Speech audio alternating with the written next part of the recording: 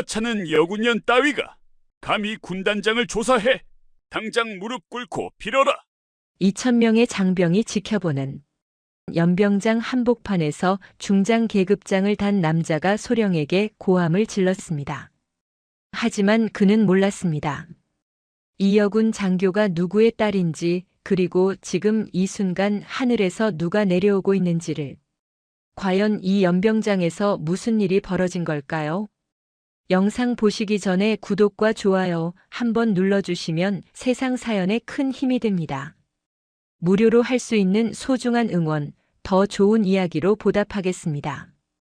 이제 시작하겠습니다. 강원도 철원 최전방.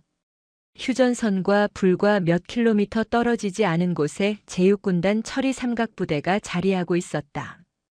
겨울 아침 영하 15도의 매서운 추위가 군단 전체를 휘감았지만 군단 본부 3층 군수처 사무실은 이른 아침부터 뜨겁게 달아올라 있었다. 강지원 소령은 컴퓨터 모니터 앞에서 눈을 떼지 못하고 있었다. 28배 나이의 군단 군수참모 자리에 오른 것은 결코 평범한 일이 아니었다. 육군사관학교 출신도 아닌 연세대학교 학군단 출신이 이 자리에 앉기까지 그녀는 누구보다 치열하게 살아왔다. 매일 새벽 5시에 일어나 체력 단련을 하고 밤 11시까지 군단에 남아 업무를 처리했다. 남자 장교들도 버거워하는 혹한기 훈련을 누구보다 모범적으로 수행했고 군수 계획 하나를 세울 때도 장병 한 명 한 명의 안전을 최우선으로 고려했다. 하지만 지금 그녀가 마주한 화면 속 숫자들은 그 모든 노력을 비웃기라도 하듯 엉망이었다. 혹한기 훈련을 앞두고 발주한 방한복과 전투화, 그리고 각종 군수품의 수량과 예산이 맞지 않았다. 서류상으로는 분명 정상적으로 납품되었다고 기록되어 있었지만 실제 창고에 있는 물량은 턱없이 부족했다. 게다가 품질도 형편없었다.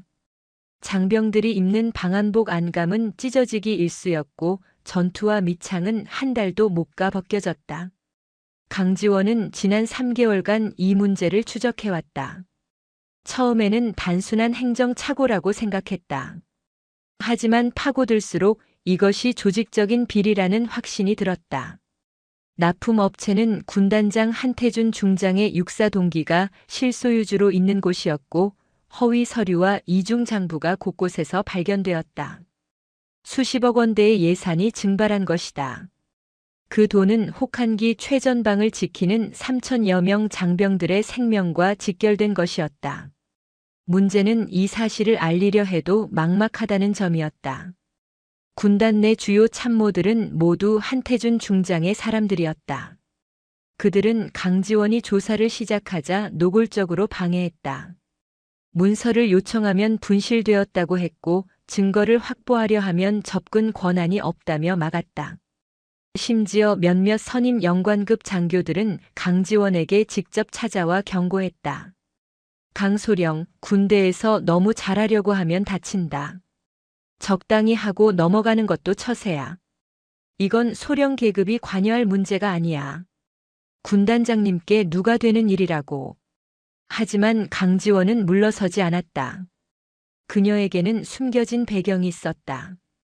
합동참모의장 서민호 대장, 대한민국 육군 최고위직에 있는 그 사람이 바로 그녀의 아버지였다.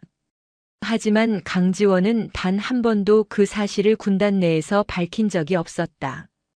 아버지의 힘을 빌리면 이 모든 문제를 단번에 해결할 수 있다는 것을 알았지만 그렇게 하고 싶지 않았다. 그녀는 서민호 대장의 딸이 아닌 강지원 소령으로서 인정받고 싶었다. 스스로의 능력으로 이 군단을 바로 세우고 싶었다. 그날도 강지원은 증거 자료를 정리하고 있었다. 납품업체의 허위 세금 계산서, 이중 장부 사본, 그리고 실제 창고 재고 조사 결과까지 모든 것이 완벽하게 준비되어 있었다. 이제 이것을 어떻게 공식적으로 보고할 것인가가 문제였다. 일반적인 보고 체계로는 한태준 중장에게 먼저 보고해야 했다. 하지만 그것은 증거를 직접 범인에게 건네는 것과 다름없었다. 바로 그때 사무실 문이 열렸다. 인사과 행정병이 급하게 들어오더니 말했다. 강소령님, 군단장님께서 긴급 간부회에 소집하셨습니다. 지금 당장 회의실로 오시라고 하십니다. 강지원의 심장이 빠르게 뛰기 시작했다. 예정에 없던 긴급 회의였다. 한태준 중장이 자신의 조사를 알아챈 것이 분명했다. 하지만 두려움보다는 오히려 각오가 섰다. 이 문제를 끝낼 때가 온 것이다. 회의실로 가는 복도는 평소보다 더 길게 느껴졌다. 강지원은 자료를 담은 파일을 가슴에 품고 회의실 문을 열었다. 안에는 군단의 주요 참모급 장교들이 모두 모여 있었다. 작전참모, 인사참모, 정보참모, 병참참모까지 모두 대령이나 중령급 선임들이었다. 그들의 표정은 하나같이 굳어 있었다. 상석에는 한태준 중장이 앉아 있었다. 50대 중반의 그는 육군사관학교 32기 출신으로 전형적인 육사 엘리트 코스를 밟아온 인물이었다. 하지만 그의 눈빛에는 군인다운 강직함 대신 교활함과 탐욕이 서려 있었다. 강소령 앉게. 한태준 중장의 목소리는 낮고 차갑했다. 강지원은 경례를 올리고 자리에 앉았다. 회의실의 분위기는 냉랭했다. 다른 참모들은 눈을 마주치지 않으려고 애썼다. 강소령, 자네가 요즘 무슨 일을 하고 있나? 한태준 중장이 물었다. 강지원은 침착하게 대답했다. 군단장님, 혹한기 군수 현황을 점검하고 있습니다. 점검? 그게 자네 권한 범위 안의 일인가? 군수 참모로서 당연한 임무입니다. 당연한 임무라. 한태준 중장이 비웃음을 흘렸다. 자네는 지금 군단장인 나를 의심하고 있는 건가? 회의실이 더욱 조용해졌다. 강지원은 똑바로 한태준 중장을 바라보았다. 군단장님을 의심하는 것이 아닙니다. 다만 서류상 수치와 실제 군수 현황의 차이가 있어 이를 바로잡으려는 것뿐입니다. 그래? 그럼 자네가 발견한 그 문제라는 게 뭔가? 여기 있는 선임 참모들 앞에서 한번 말해보게.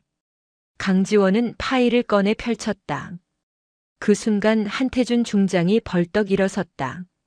그의 얼굴은 분노로 일그러져 있었다. 감히 여자 주제에 고작 소령 주제의 군단장을 조사한다고.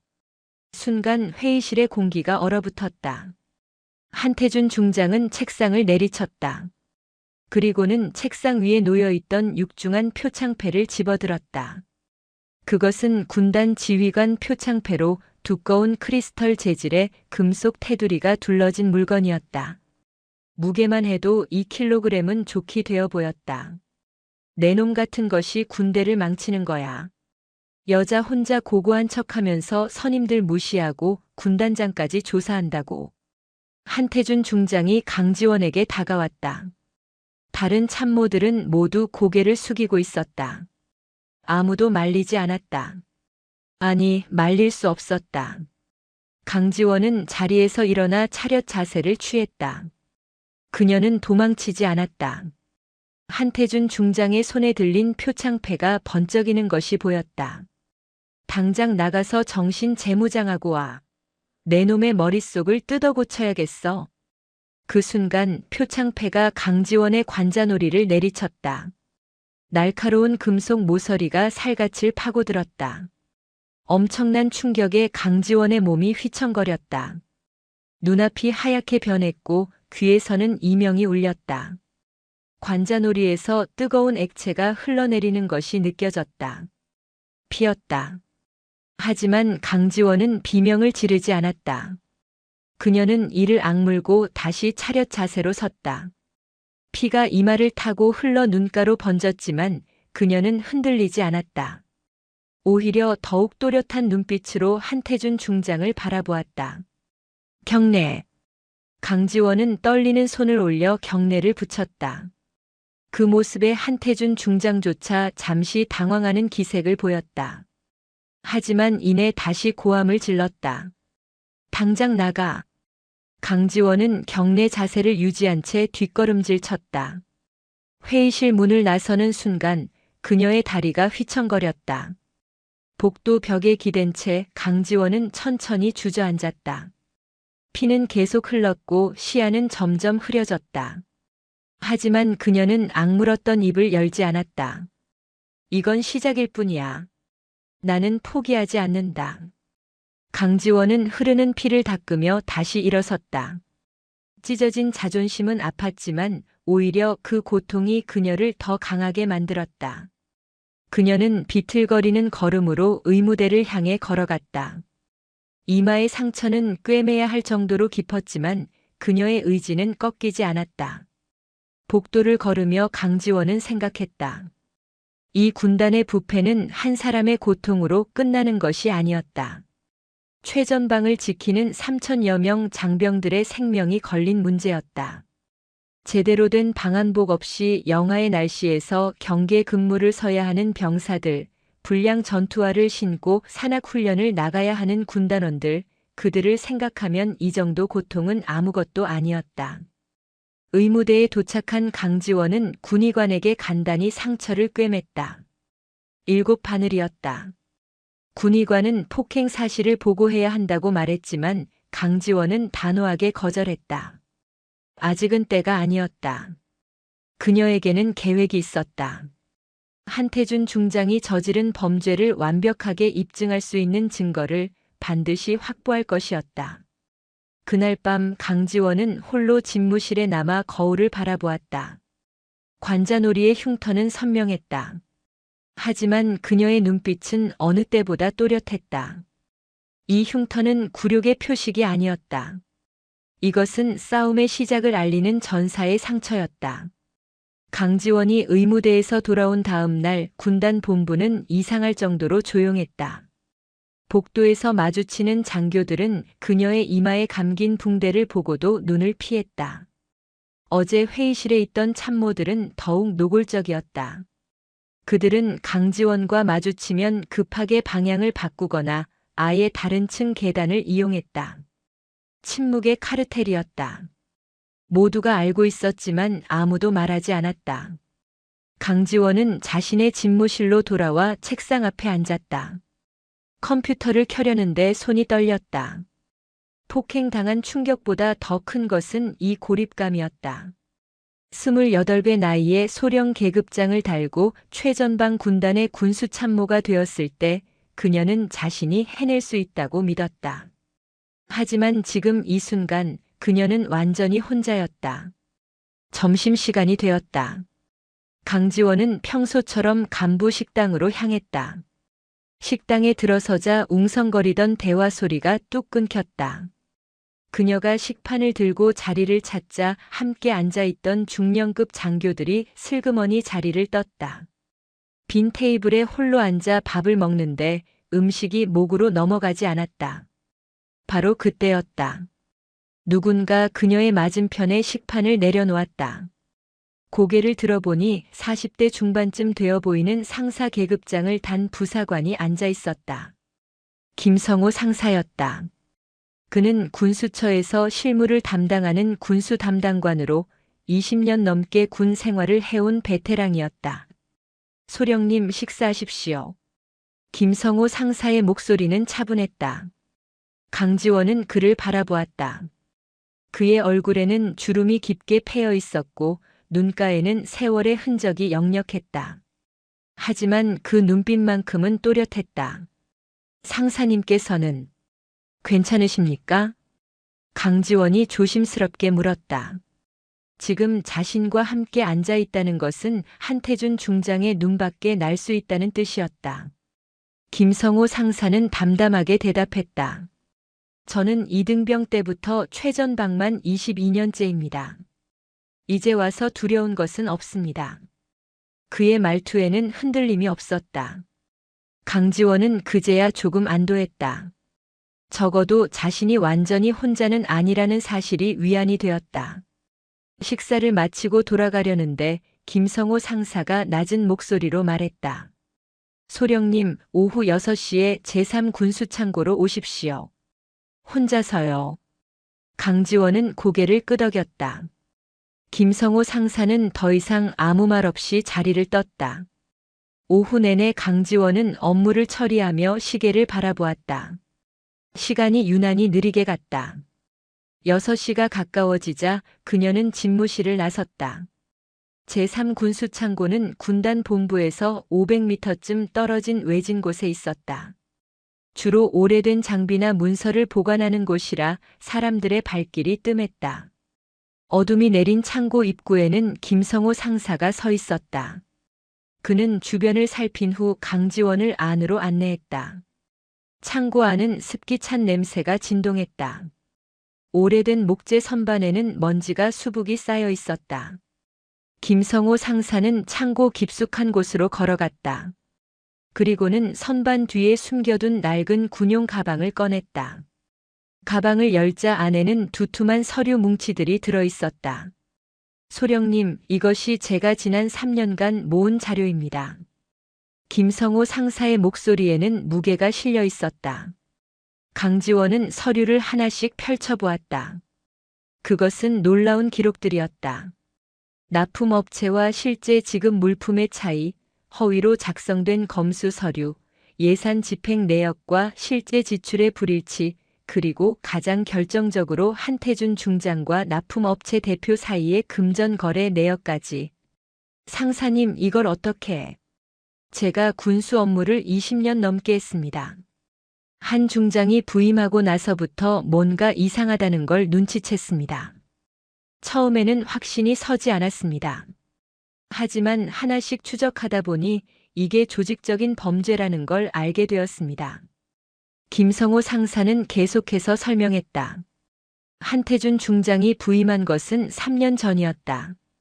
그때부터 군수 물품의 품질이 급격히 떨어지기 시작했다. 방한복은 얇아졌고 전투화는 쉽게 망가졌으며 전투 식량의 양도 줄었다. 장병들은 불만을 제기했지만 묵살되었다. 김성호 상사는 그때부터 혼자 조사를 시작했다. 납품업체 대표 이종석은 한 중장과 육사 32기 동기입니다. 전역 후 군납 사업을 시작했고 한 중장이 이 군단에 부임하면서 본격적으로 비리가 시작되었습니다. 강지원은 서류를 계속 넘겼다. 김성호 상사가 기록한 내용은 놀라울 정도로 상세했다. 매 분기마다 발주된 물품의 종류와 수량, 실제 납품된 물품과의 차이, 그리고 차액이 어디로 흘러갔는지까지. 그는 심지어 한태준 중장의 개인 계좌로 입금된 금액까지 추적해 놓았다. 상사님, 이 정도면 충분히 입증할 수 있습니다.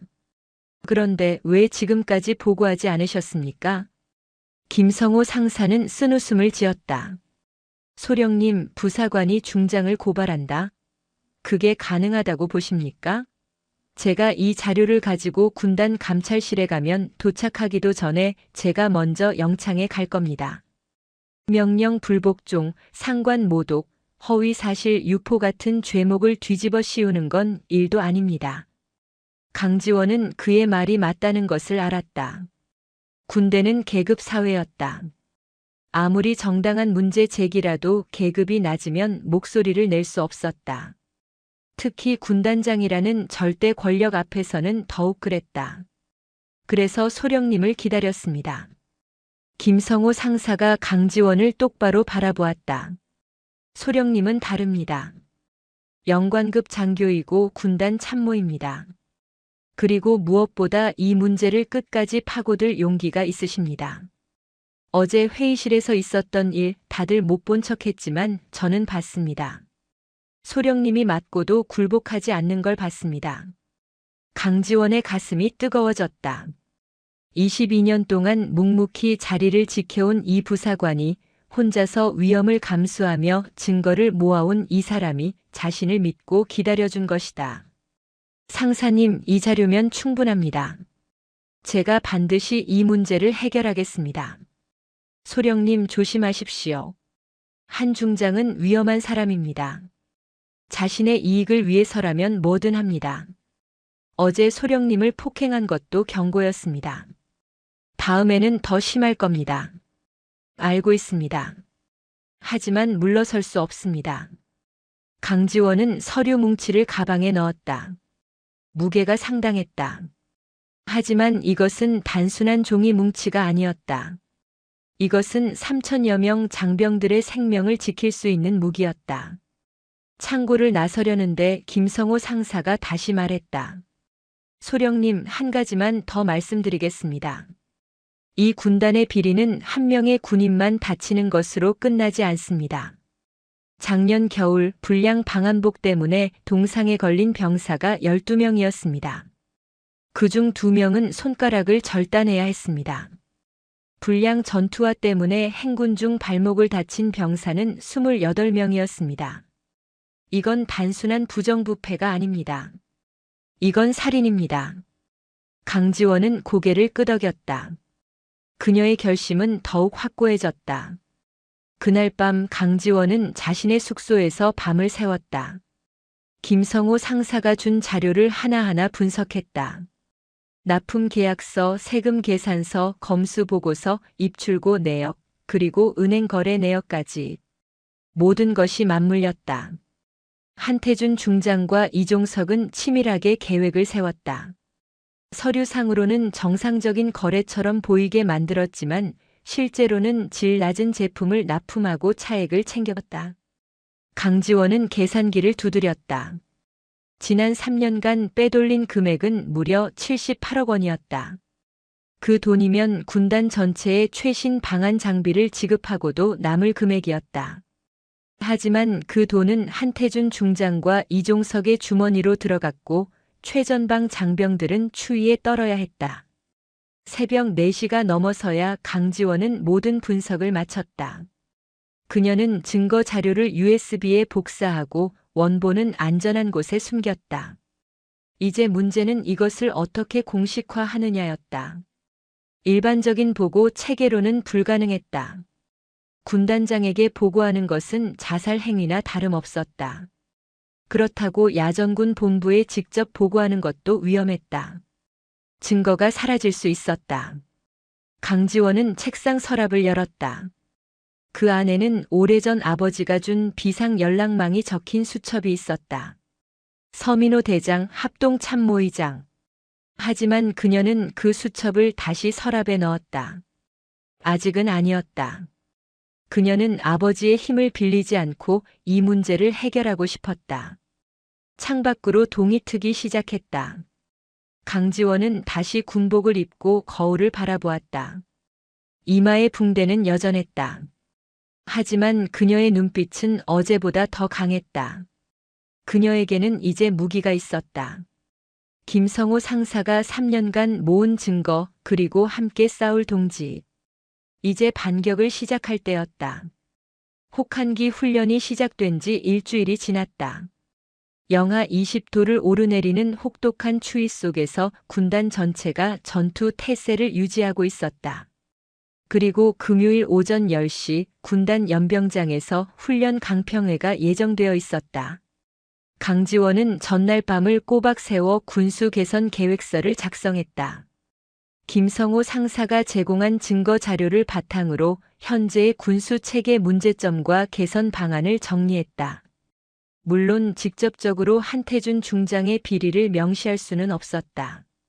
하지만 현재의 군수 문제를 지적하고 정상적인 군수 체계로 복귀할 것을 건의하는 내용이었다. 이것이 공식 석상에서 문제를 제기할 수 있는 유일한 방법이었다. 아침 9시 강지원은 군수처 사무실에서 계획서를 출력했다.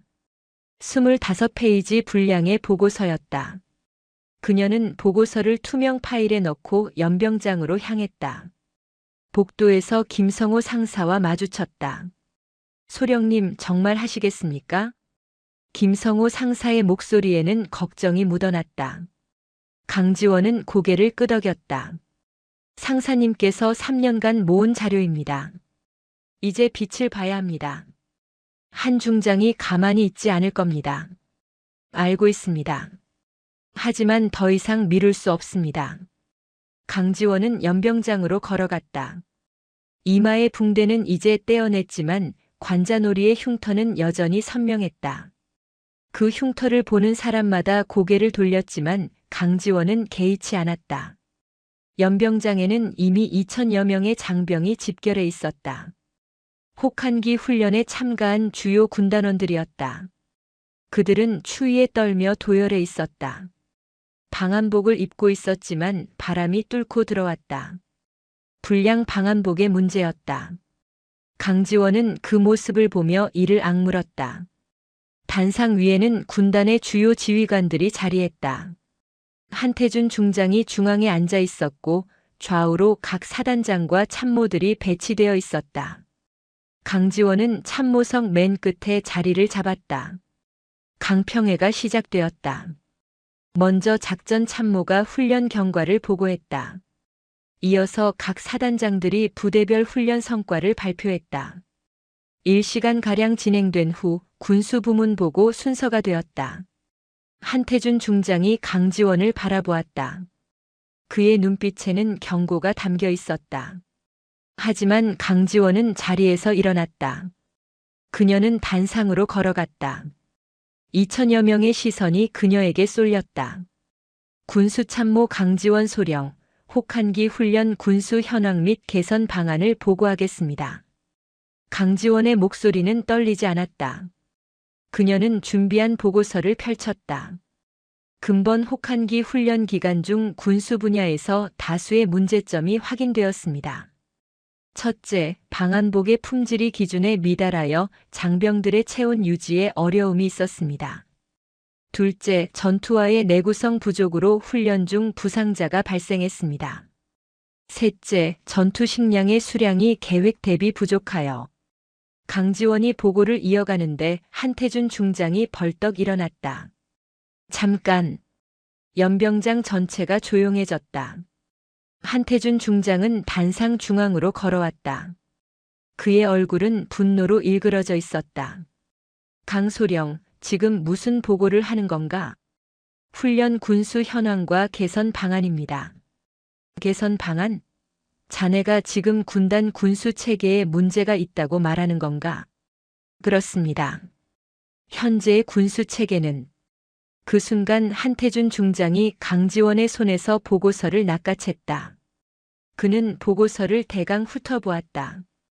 그의 표정이 점점 더 굳어졌다. 보고서에는 구체적인 수치와 데이터가 가득했다. 납품된 물품과 실제 지급된 물품의 차이, 품질 문제로 인한 장병 피해 사례, 그리고 정상적인 군수를 위한 예산 재편성 방안까지. 한태준 중장은 보고서를 높이 들어올렸다. 그리고는 2천여 명의 장병이 보는 앞에서 그것을 찢기 시작했다. 첫 장이 찢어지고 두 번째 장이 찢어지고 세 번째 장이 찢어졌다. 25장 전체가 갈기갈기 찢어져 연병장 바닥에 흩날렸다. 이런 쓰레기 같은 보고서를 누가 쓰라고 했나? 강소령, 자네는 지금 군단장인 나를 무능하다고 말하는 건가? 군단장님, 저는 단지 사실을 보고한 것입니다. 사실? 자네가 무슨 사실을 알아? 한태준 중장이 강지원에게 다가섰다. 그는 강지원의 관자놀이 흉터를 손가락으로 가리켰다. 자네는 어디 큰 집 딸이지? 합동참모의장 서민호 대장의 딸이라며? 연병장의 웅성거림이 일었다. 많은 장병들이 놀란 표정을 지었다. 강지원의 배경이 공개적으로 드러난 순간이었다. 합참의장 딸이라고 특별 대우 받을 줄 알았나? 아버지 빽만 믿고 선임들 무시하고 군단장 업무에 참견하고. 한태준 중장의 목소리가 연병장 전체에 울려 퍼졌다. 강지원은 아무 말도 하지 않았다. 그녀는 그저 똑바로 서 있었다. 전 장병 주목. 지금 여기 서 있는 이 여자 장교가 무엇을 했는지 봐라. 자기 아버지가 합참의장이라고 군단의 군수 체계가 문제 있다고 떠들어댔다. 이게 군인의 자세인가? 한태준 중장은 계속해서 강지원을 모욕했다. 하지만 강지원은 미동도 하지 않았다. 그녀의 눈빛은 흔들리지 않았다. 강소령, 당장 무릎 꿇어. 강지원은 움직이지 않았다. 명령이다. 무릎 꿇고 머리를 땅에 박아.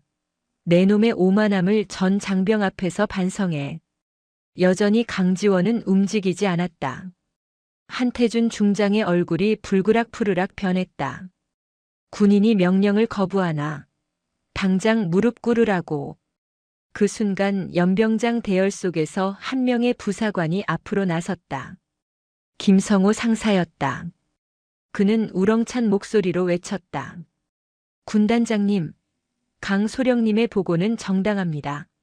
현재 군수 체계에는 명백한 문제가 있습니다. 한태준 중장이 김성호 상사를 노려보았다. 닥쳐. 내 놈은 어디 소속이냐? 군수처 김성호 상사입니다. 저는 22년간 군수 업무를 담당했으며 현재의 비리를 목격했습니다. 연병장이 술렁이기 시작했다. 한태준 중장은 당황한 기색을 보였다. 상황이 자신의 통제를 벗어나고 있었다. 당장 입 닥치고 대열로 돌아가. 안 그러면 군사재판이다. 바로 그때였다. 연병장 상공에서 굉음이 들려왔다. 처음에는 작은 소리였지만 점점 커졌다. 헬리콥터 프로펠러 소리였다. 모든 사람들이 하늘을 올려다보았다. 검은색 헬기 한 대가 연병장 상공으로 접근하고 있었다. 그것은 일반 군용 헬기가 아니었다. VIP 전용기였다. 헬기는 연병장 중앙을 향해 하강하기 시작했다. 강한 바람이 일어나 연병장의 먼지를 날렸다. 헬기가 착륙하기도 전에 연병장 입구로 헌병대 차량들이 줄지어 들어왔다. 7대, 8대, 10대. 군사경찰 차량까지 합치면 20대가 넘었다. 헌병들이 차에서 내려 연병장을 포위했다. 한태준 중장의 얼굴이 새하얗게 질렸다. 그는 무슨 일이 벌어지고 있는지 알아챘다. 헬기가 완전히 착륙했다. 문이 열리고 한 명의 고위 장성이 내렸다. 그는 어깨에 별 4개를 달고 있었다. 합동참모의장 계급장이었다. 서민호 대장이었다. 연병장에 있던 모든 장병이 경직되었다. 서민호 대장은 헬기에서 내려 천천히 걸어왔다. 그의 표정은 차가웠다. 옆에는 헌병감실장과 군사경찰 중앙수사대장이 동행하고 있었다. 한태준 중장이 황급히 경례를 올렸다. 제육군단장 한태준 중장, 합동참모의장님께 경례. 하지만 서민호 대장은 그를 보지도 않았다. 그는 단상 위에 서 있는 강지원을 향해 걸어갔다. 강지원의 얼굴에는 먼지가 묻어 있었고 관자놀이의 흉터가 선명했다. 군복은 구겨져 있었고 손에는 찢어진 보고서 조각 몇 장이 쥐어져 있었다. 서민호 대장이 딸 앞에 멈춰 섰다. 그는 강지원의 얼굴을 자세히 바라보았다. 관자놀이의 흉터, 구겨진 군복, 그리고 굴하지 않는 눈빛. 서민호 대장의 눈에 무언가가 스쳤다. 분노였다. 그는 천천히 몸을 돌려 한태준 중장을 바라보았다. 연병장 전체가 숨죽였다. 서민호 대장의 목소리가 차갑게 울려 퍼졌다. 한태준 중장, 지금 내 딸에게 무슨 짓을 한 건가? 그 한마디에 군단 전체의 시간이 멈췄다. 연병장의 공기가 얼어붙었다. 2000여 명의 장병이 숨소리조차 내지 못한 채 이대치 상황을 지켜보고 있었다. 서민호 대장의 질문에 한태준 중장은 입을 열지 못했다. 그의 얼굴은 창백했고 이마에는 식은땀이 맺혔다. 질문에 답하게. 내 딸의 얼굴에 난 상처는 무엇인가?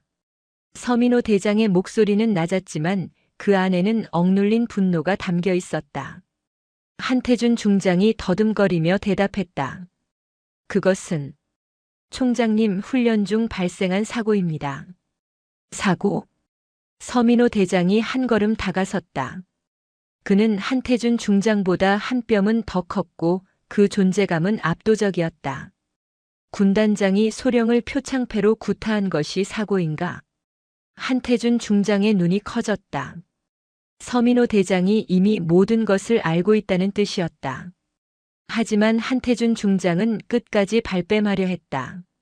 총장님, 그것은 오해입니다. 저는 다만 군기를 바로잡기 위해 군기를 바로잡기 위해 부하 장교를 폭행했다고. 서민호 대장이 강지원을 바라보았다. 그는 딸에게 다가가 관자놀이의 흉터를 조심스럽게 살펴보았다. 일주일이 지났지만 상처는 여전히 선명했다. 꿰맨 자국이 또렷했다.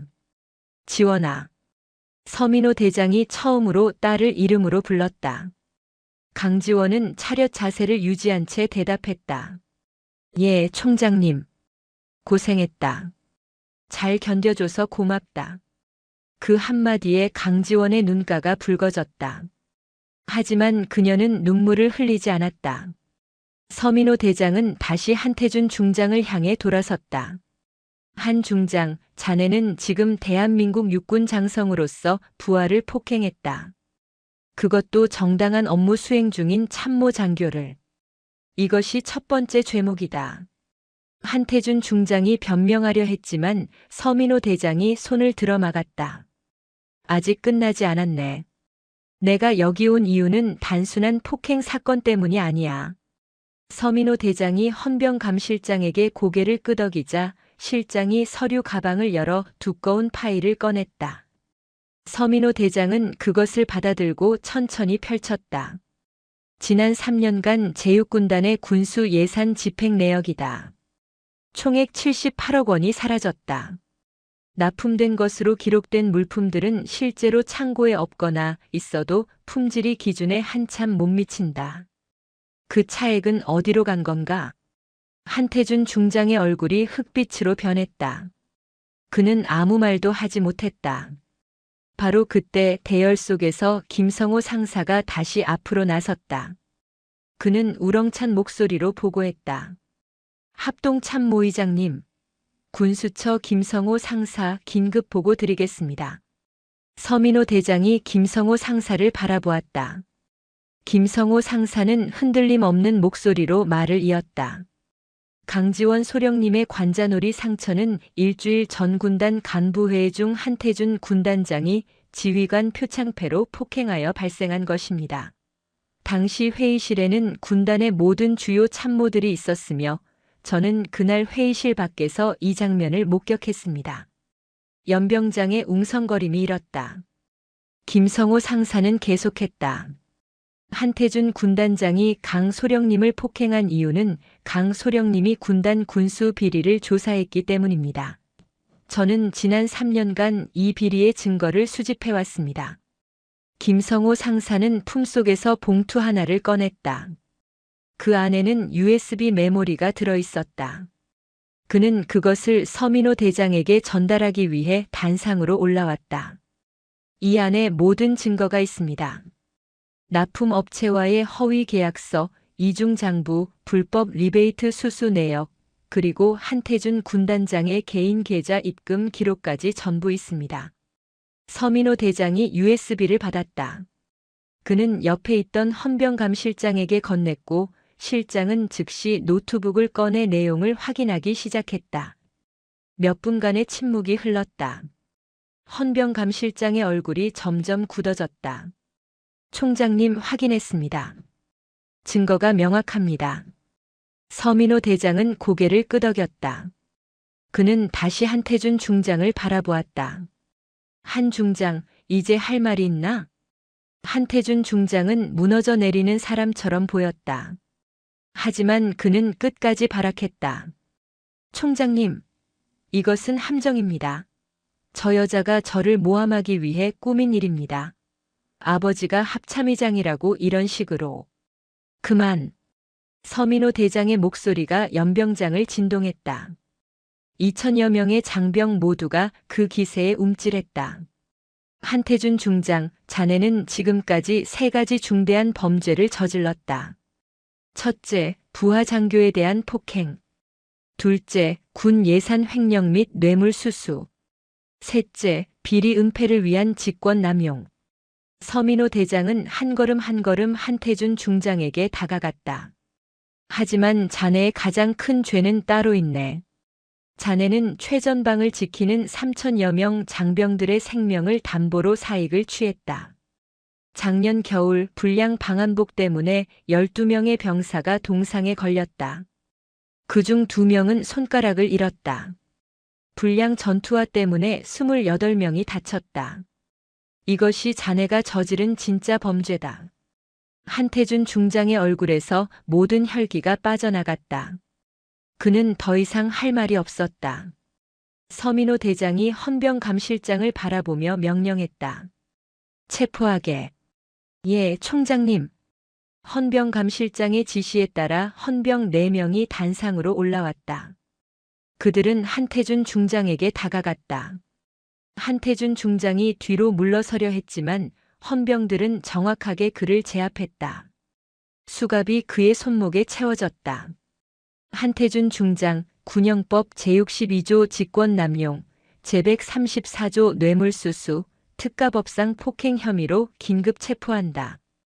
헌병들이 한태준 중장을 연행하기 시작했다. 그는 발버둥쳤다. 이럴 수 없어. 나는 군단장이야. 육사 32기야. 이렇게 끝날 수 없다고. 하지만 아무도 그의 말을 듣지 않았다. 헌병들은 그를 단상에서 끌어내렸다. 연병장을 가로질러 헌병대 차량까지. 2000여 명의 장병이 지켜보는 가운데 한태준 중장은 차에 실렸다. 차량의 문이 닫히고 사이렌이 울렸다. 헌병대 차량은 연병장을 빠져나갔다. 연병장에는 무거운 침묵이 흘렀다. 서민호 대장이 천천히 장병들을 바라보았다. 그는 단상 중앙으로 걸어가 전 장병을 향해 말했다. 제육군단 장병 여러분. 오늘 여기서 여러분이 목격한 것은 군의 정의가 무엇인지 보여주는 사례입니다. 계급이 높다고 지위가 높다고 해서 부정을 저지를 권리는 없습니다. 군인의 가장 큰 임무는 나라를 지키는 것이고 그 다음은 전우를 지키는 것입니다. 한태준 전 군단장은 이 2가지를 모두 저버렸습니다. 서민호 대장의 목소리는 무겁지만 명확했다. 하지만 이 군단에는 여전히 군인의 본분을 지킨 사람들이 있습니다. 강지원 소령은 폭행을 당하면서도 굴하지 않고 진실을 추구했습니다. 김성호 상사는 3년간 위험을 무릅쓰고 증거를 수집했습니다. 이들이 진짜 군인입니다. 서민호 대장이 강지원과 김성호를 바라보았다. 2 사람 앞으로. 강지원과 김성호가 단상 중앙으로 나왔다. 서민호 대장은 그들을 향해 경례를 올렸다. 합동참모의장이 소령과 상사에게 경례를 올리는 장면이었다. 연병장의 모든 장병이 숨죽이며 지켜보았다. 2 사람의 용기와 헌신에 감사한다. 대한민국 육군이 여러분 같은 군인을 가진 것을 자랑스럽게 생각한다. 강지원과 김성호가 경례로 답했다. 그들의 눈가에는 눈물이 맺혀 있었다. 서민호 대장이 다시 전 장병을 향해 말했다. 제육군단은 앞으로 정상화될 것입니다. 빼돌린 예산은 모두 회수하여 장병 복지에 사용할 것입니다. 새로운 군단장이 곧 부임할 것이며 이 군단은 다시 대한민국 최고의 군단으로 거듭날 것입니다. 그의 말이 끝나자 연병장 곳곳에서 박수 소리가 터져 나왔다. 처음에는 작았지만 점점 커졌다. 2000여 명의 장병 모두가 박수를 쳤다. 그것은 정의가 승리한 순간이었다. 서민호 대장은 딸에게 다가가 어깨에 손을 올렸다. 지원아, 정말 잘했다. 아버지로서가 아니라 군인으로서 말하는 것이다. 너는 자랑스러운 대한민국 육군 장교다. 강지원은 더 이상 눈물을 참을 수 없었다. 하지만 그것은 슬픔의 눈물이 아니었다. 승리의 눈물이었다. 한태준 전 군단장의 군사재판은 체포 후 1달 만에 열렸다. 국군수도병원 지하에 위치한 군사법정은 연일 취재진과 방청객으로 붐볐다. 군단장급 장성의 비리 사건은 군 전체를 뒤흔들었고 언론은 연일 이 사건을 톱으로 다뤘다. 재판은 신속하게 진행되었다. 김성호 상사가 3년간 수집한 증거는 완벽했다. 납품업체 대표 이종석과 주고받은 이메일, 비자금 계좌 입출금 내역, 허위 검수 서류, 그리고 실제 장병 피해 사례까지. 검찰은 한태준에게 징역 12년을 구형했다. 강지원은 증인으로 법정에 섰다. 재판장이 물었다. 증인은 피고인으로부터 직접적인 폭행을 당했습니까? 예, 그렇습니다. 폭행 당시 상황을 설명해 주십시오. 강지원은 담담하게 증언했다. 군단 간부 회의실에서 있었던 일, 표창패로 관자놀이를 가격당한 순간, 그리고 그 후의 협박까지. 그녀의 증언은 흔들림이 없었다. 재판장 앞에서도 그녀는 군인이었다. 최종 판결이 내려졌다. 징역 10년 전역 및 군인연금 박탈. 한태준은 법정에서 끌려나가며 고함을 질렀지만 아무도 그에게 귀 기울이지 않았다. 그는 육군교도소로 이송되었다. 재판이 끝난 다음 날 서민호 대장은 딸을 계룡대 본부로 불렀다. 합동참모본부 의장실은 넓고 엄숙했다. 벽면에는 태극기와 군기가 걸려 있었고 책상 위에는 전국의 군 작전 상황이 실시간으로 표시되는 모니터가 놓여 있었다. 앉아라, 지원아. 서민호 대장이 딸에게 소파를 가리켰다. 이곳에서는 아버지로서 말할 수 있었다. 강지원은 조심스럽게 앉았다. 고생 많았다. 이번 일로 몸과 마음이 많이 상했을 텐데. 괜찮습니다, 아버지. 서민호 대장은 차를 따라 딸에게 건넸다. 사실 나는 내가 철원에서 어떤 일을 겪고 있는지 진작 알고 있었다. 합참의장실에는 모든 정보가 들어온다. 내가 한태준에게 맞았다는 보고도 당일 밤에 받았다. 강지원이 놀란 표정을 지었다. 그런데 왜 바로 개입하지 않았냐고? 서민호 대장이 쓴웃음을 지었다. 지원아, 너는 내 힘으로 해내고 싶어 했다. 내가 섣불리 나서면 너의 모든 노력이 물거품이 될 것을 알았다. 그래서 기다렸다. 내가 증거를 확보하고 내가 싸울 준비가 될 때까지. 강지원의 눈시울이 붉어졌다. 아버지는 그녀를 믿고 기다려준 것이었다. 하지만 연병장에서 한태준이 너를 무릎 꿇리려 했다는 보고를 받고는 더 이상 참을 수 없었다. 내 딸이기 이전에 너는 정당하게 임무를 수행하는 군인이었다. 그것을 짓밟는 것은 용납할 수 없었다. 서민호 대장이 서류 한 장을 꺼냈다. 지원아, 너를 육군본부 감찰실로 전보 발령하려고 한다. 중령으로 진급과 함께 말이다. 계룡대에서 근무하면 안전하고 내가 가까이서 지켜볼 수도 있다. 강지원은 서류를 받아들지 않았다. 그녀는 조용히 고개를 저었다. 아버지, 감사하지만 거절하겠습니다. 뭐? 저는 제육군단으로 돌아가고 싶습니다. 서민호 대장이 딸을 빤히 바라보았다. 지원아, 너는 그곳에서 폭행까지 당했다. 왜 다시 돌아가려는 거냐? 강지원은 아버지를 똑바로 바라보며 말했다. 저는 합참의장 서민호 대장의 딸이 아니라 이 군단을 제 손으로 바로 세운 강지원 소령으로 기억되고 싶습니다.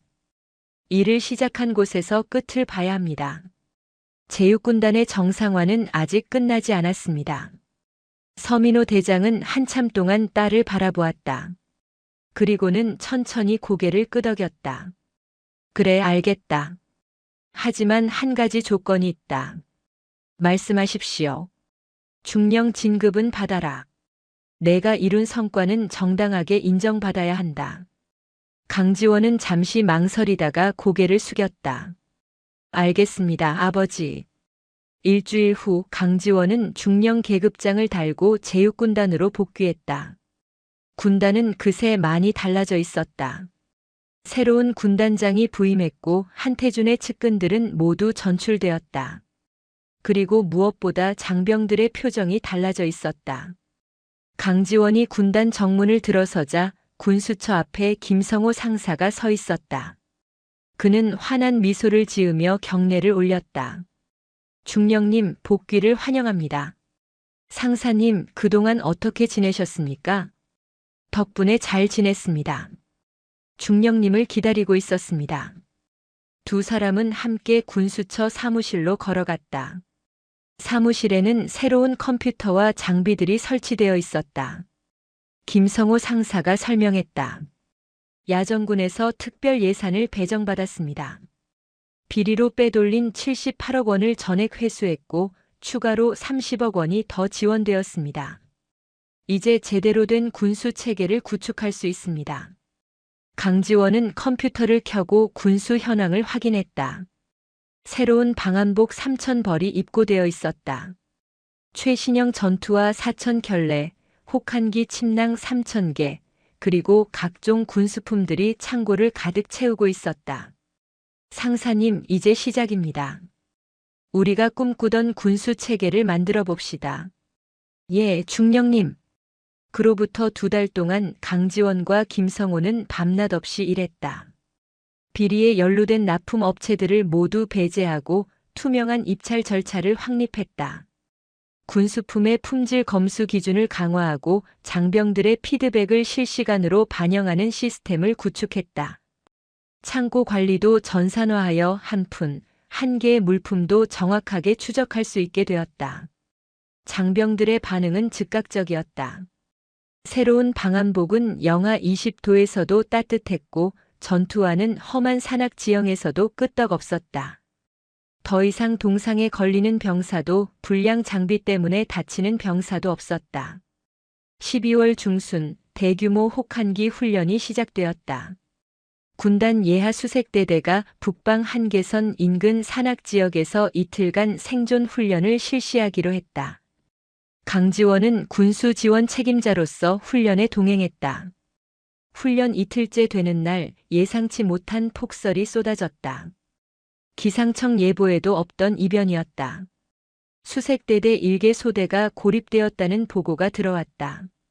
무전도 끊겼고 위치만 대략적으로 파악되었다. 군단 본부는 긴급 구조 작전을 펼쳤다. 하지만 눈이 너무 많이 쌓여 차량 접근이 불가능했다. 헬기도 기상 악화로 투입할 수 없었다. 유일한 방법은 도보로 구조대를 투입하는 것이었다. 강지원이 자원했다. 제가 가겠습니다. 군단장이 만류했다. 중령 참모가 직접 나설 일이 아닙니다. 군단장님, 제가 군수한 장비로 훈련 중입니다. 문제가 생기면 제가 책임져야 합니다. 그리고 무엇보다 저는 현장을 알아야 합니다. 군단장은 한참을 고민하다가 허락했다. 좋습니다. 하지만 정예 요원들과 함께 가십시오. 강지원은 김성호 상사와 특전사 출신 부사관 5명으로 구성된 구조팀을 꾸렸다. 그들은 최신 방한복을 입고 구조 장비와 비상 군수품을 챙겨 출발했다. 눈은 무릎까지 쌓여 있었다.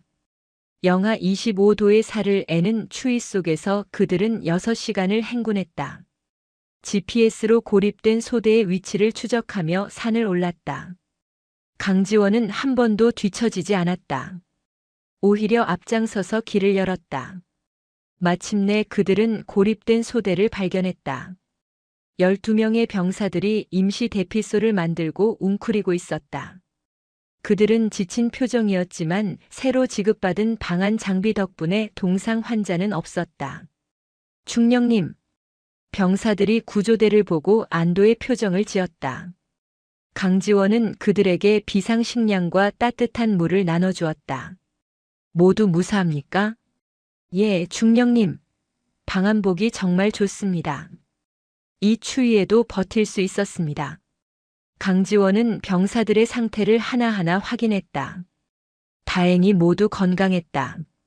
구조팀은 병사들을 안전하게 대피소로 인도했다. 복귀하는 길도 험난했지만 그들은 무사히 돌아왔다. 이 구조작전은 군단 내에서 큰 반향을 일으켰다. 강지원 중령이 직접 현장에 나섰다는 소식은 장병들 사이에 빠르게 퍼졌다. 그녀는 더 이상 합참의장의 딸이 아니었다. 그녀는 부하들과 함께 위험을 무릅쓰는 진짜 지휘관이었다. 이듬해 1월 강지원은 정식으로 군단 병참 참모로 보직을 받았다. 그리고 육군 본부로부터 표창을 받았다. 표창장에는 이렇게 적혀 있었다. 강지원 중령은 군의 부정부패를 척결하고 장병 복지 향상에 기여한 공로가 지대함. 또한 위급한 상황에서 솔선수범하여 고립된 부하들을 구조한 공로를 인정하여 이에 표창함. 시상식이 끝난 후 강지원은 홀로 거울을 바라보았다. 관자놀이의 흉터는 여전히 남아있었다. 하지만 그것은 더 이상 수치의 흔적이 아니었다. 그것은 그녀가 싸웠고 이겼고 그리고 진정한 군인이 되었다는 증표였다. 김성호 상사가 문을 두드렸다. 중령님, 오늘 저녁 식사 어떠십니까? 군수처 전 인원이 축하 자리를 마련했습니다. 강지원은 미소를 지었다. 좋습니다. 함께 갑시다. 그들은 함께 복도를 걸어갔다.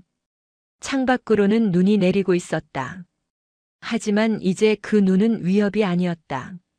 최전방 장병들은 따뜻한 방한복을 입고 튼튼한 전투화를 신고 충분한 군수품을 지급받았다. 그들은 안전했다. 그리고 그것이 강지원이 원했던 전부였다. 이마의 흉터를 손끝으로 가볍게 만지며 강지원은 생각했다. 이것은 패배의 상처가 아니다. 이것은 승리의 훈장이다. 진정한 군인의 명예를. 오늘 이야기 어떠셨나요? 강지원 중령은 우리에게 진정한 용기란 무엇인지 보여주었습니다. 때로는 혼자 서서 옳은 일을 해야 할 때가 있습니다. 그 과정에서 상처받고 외로울지라도 정의를 향한 한 걸음 한 걸음이 결국 세상을 바꿉니다.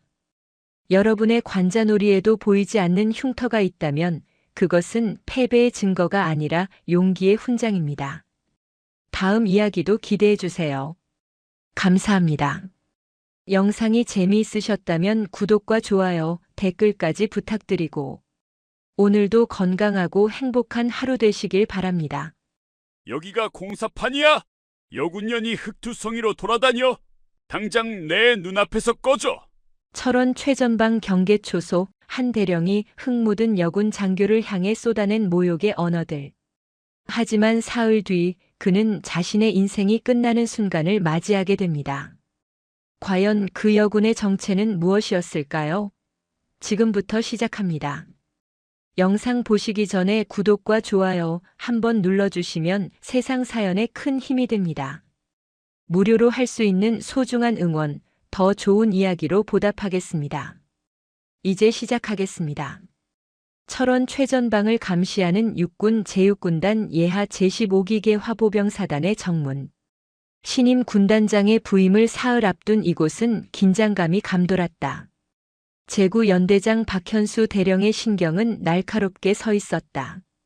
다음 별 진급 심사 대상인 그는 새로 오는 지휘관에게 흠잡힐 여지를 보이고 싶지 않았다. 박 대령은 올해로 대령 계급 8년 차였다. 동기들은 이미 준장 진급자 명단에 이름을 올렸고 어떤 이는 벌써 소장까지 올랐다. 그에게 남은 기회는 이번이 마지막이었다. 신임 군단장에게 완벽한 연대를 보여주고 진급 추천서에 이름을 올리는 것. 그것만이 그가 군 생활 27년을 헛되이 보내지 않았다는 증명이었다. 연대장님, 폭우로 경계초소 통신망 접속 장치에 문제가 생겨서 긴급 복구 중입니다. 최영진 원사의 보고에도 박 대령은 미간을 찌푸렸다. 그는 경계초소 쪽으로 시선을 돌렸다. 정문 주변은 신임 군단장의 첫 시차를 앞두고 완벽하게 정돈되어야 했다. 화단의 낙엽 하나, 보도의 먼지 하나도 용납할 수 없었다. 하물며 통신망 고장이라니. 박 대령의 얼굴이 굳어졌다. 그때 배수시설 옆에서 흑투성이가 된 작업복을 입고 통신 케이블을 점검하는 여군 장교가 눈에 띄었다. 계급장도 진흙에 가려 제대로 보이지 않았다. 박 대령은 완벽하게 정리되어야 할 정문 앞에 감히 추한 모습을 보인다고 판단했다. 그는 빠르게 다가가 여군 앞에서 멈춰섰다.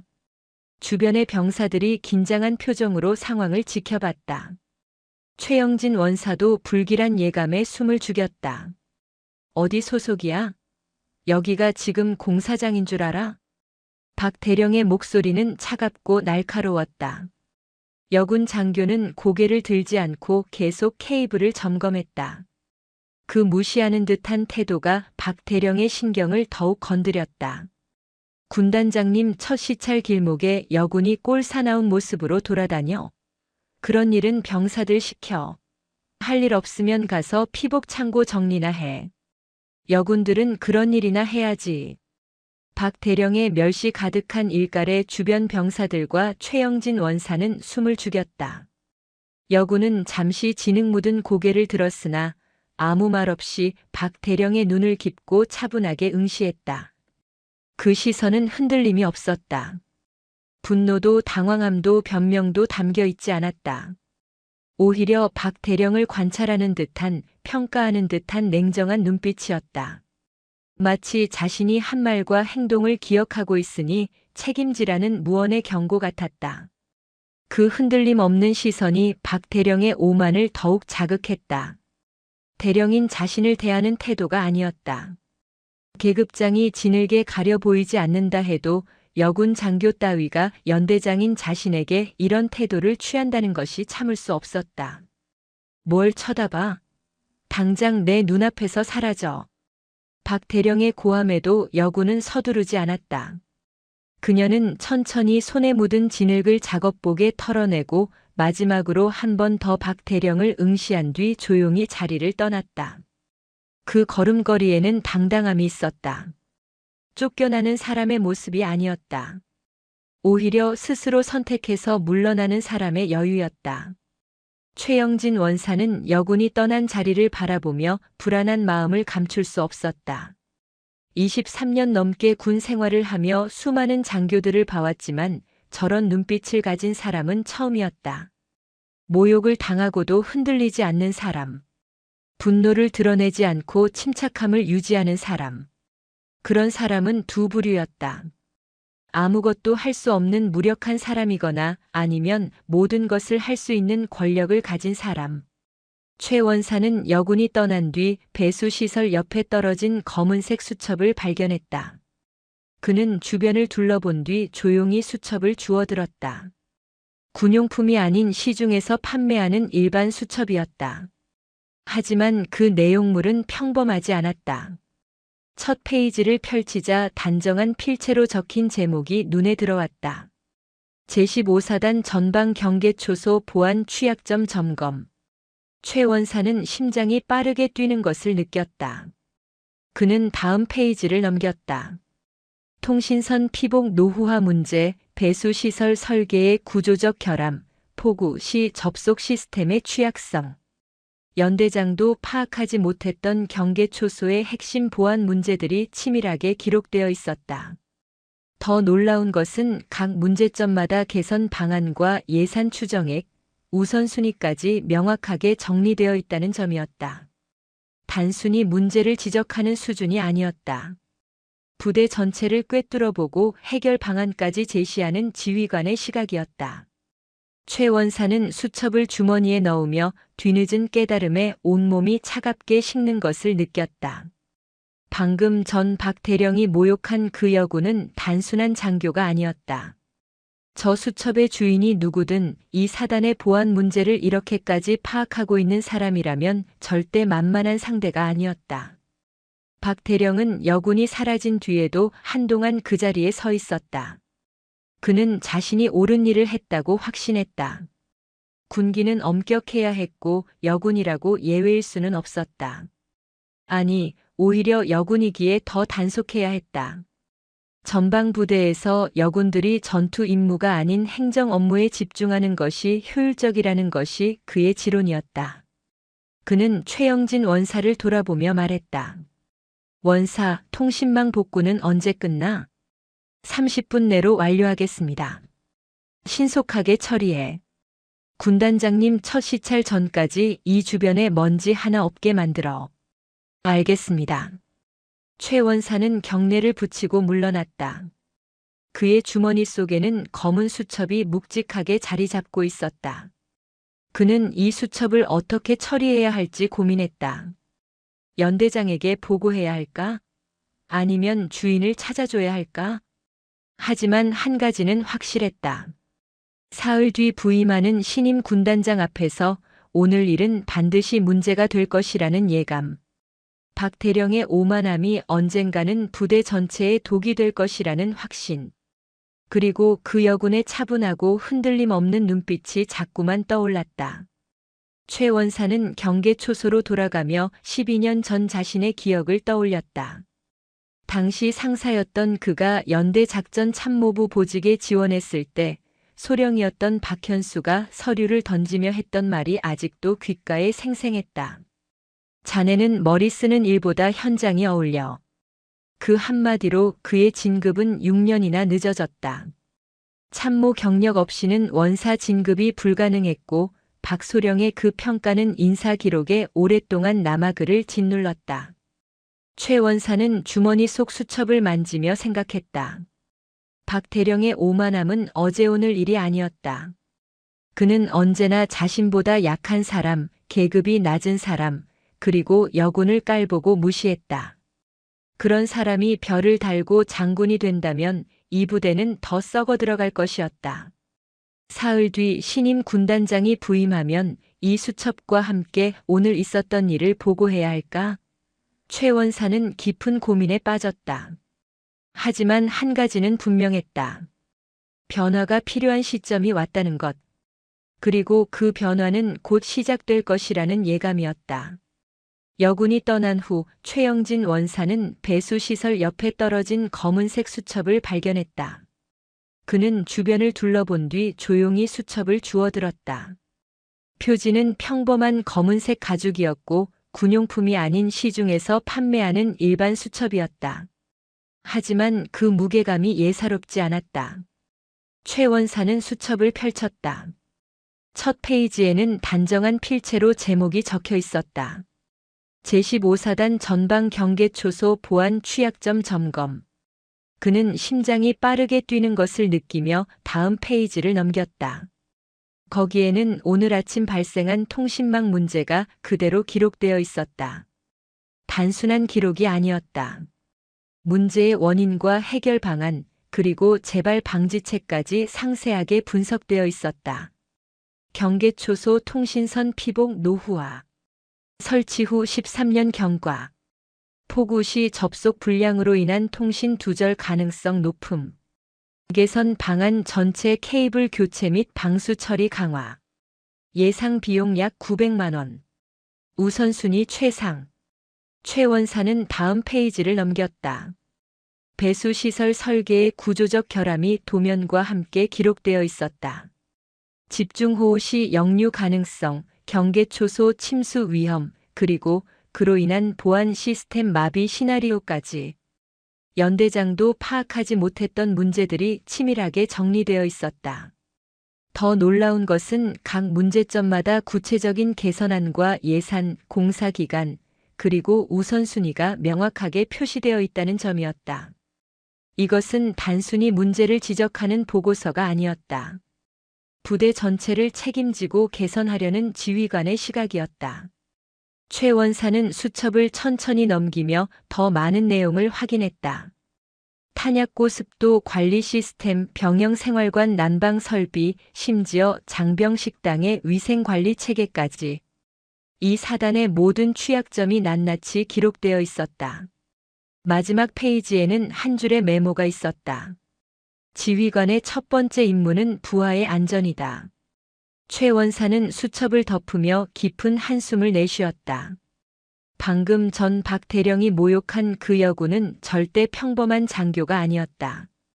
이 수첩의 주인이 누구든 이 정도로 사단을 파악하고 있는 사람이라면 상당한 지위에 있는 인물임이 분명했다.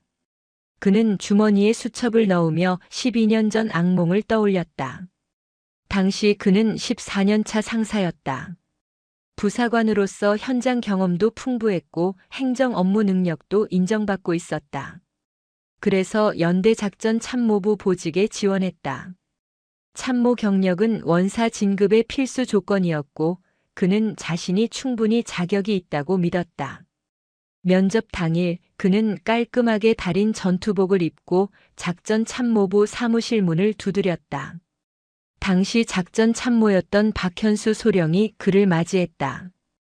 박소령은 그의 서류를 대충 훑어보더니 비웃는 표정을 지었다.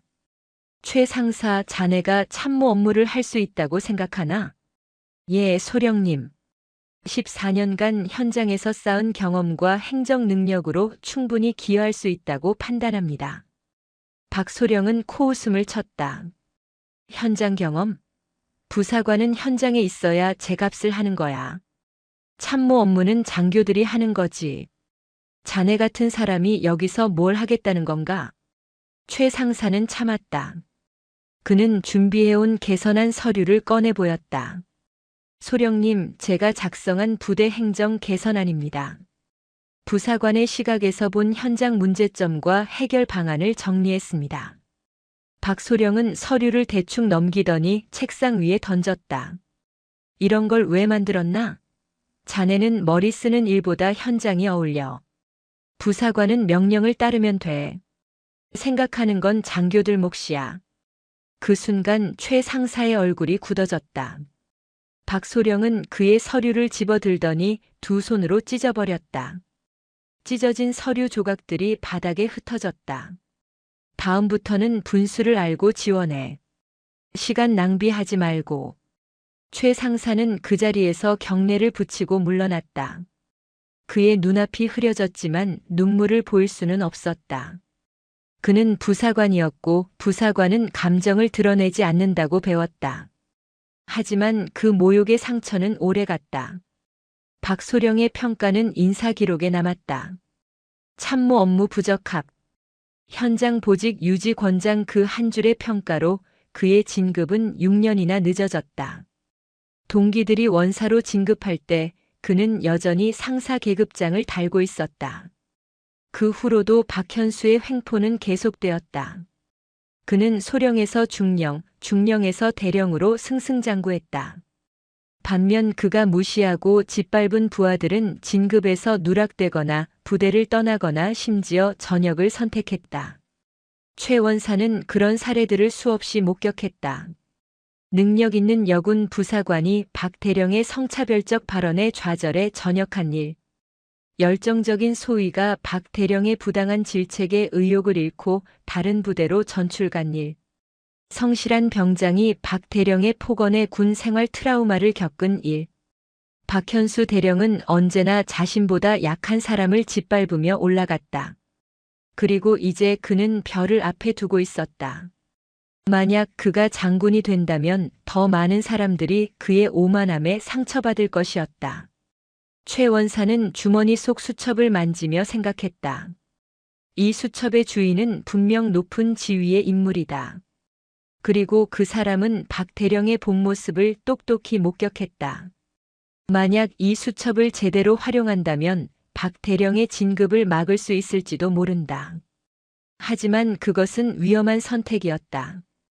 연대장에게 맞서는 것은 최 원사 자신의 군 생활을 끝낼 수도 있는 일이었다. 보복이 두려웠다. 박 대령은 자신에게 반항하는 사람을 절대 용서하지 않았다. 최 원사는 경계초소로 돌아가며 깊은 고민에 빠졌다. 두려움과 정의감이 그의 마음속에서 싸우고 있었다. 그는 12년 전 그날 찢어진 서류 조각을 주우며 다짐했던 말을 떠올렸다. 언젠가 이 부당함을 바로잡을 기회가 온다면 나는 두려워하지 않겠다. 그 기회가 지금 온 것일까? 최 원사는 주머니 속 수첩을 꺼내 다시 한번 펼쳤다. 단정한 필체로 적힌 글자들이 그를 응시하는 것 같았다. 지휘관의 첫 번째 임무는 부하의 안전이다. 최 원사는 결심했다. 박 대령은 지휘관으로서의 첫 번째 임무를 저버렸다. 그는 부하의 안전이 아니라 자신의 진급만을 생각했다. 그런 사람에게 별을 달게 할 수는 없었다.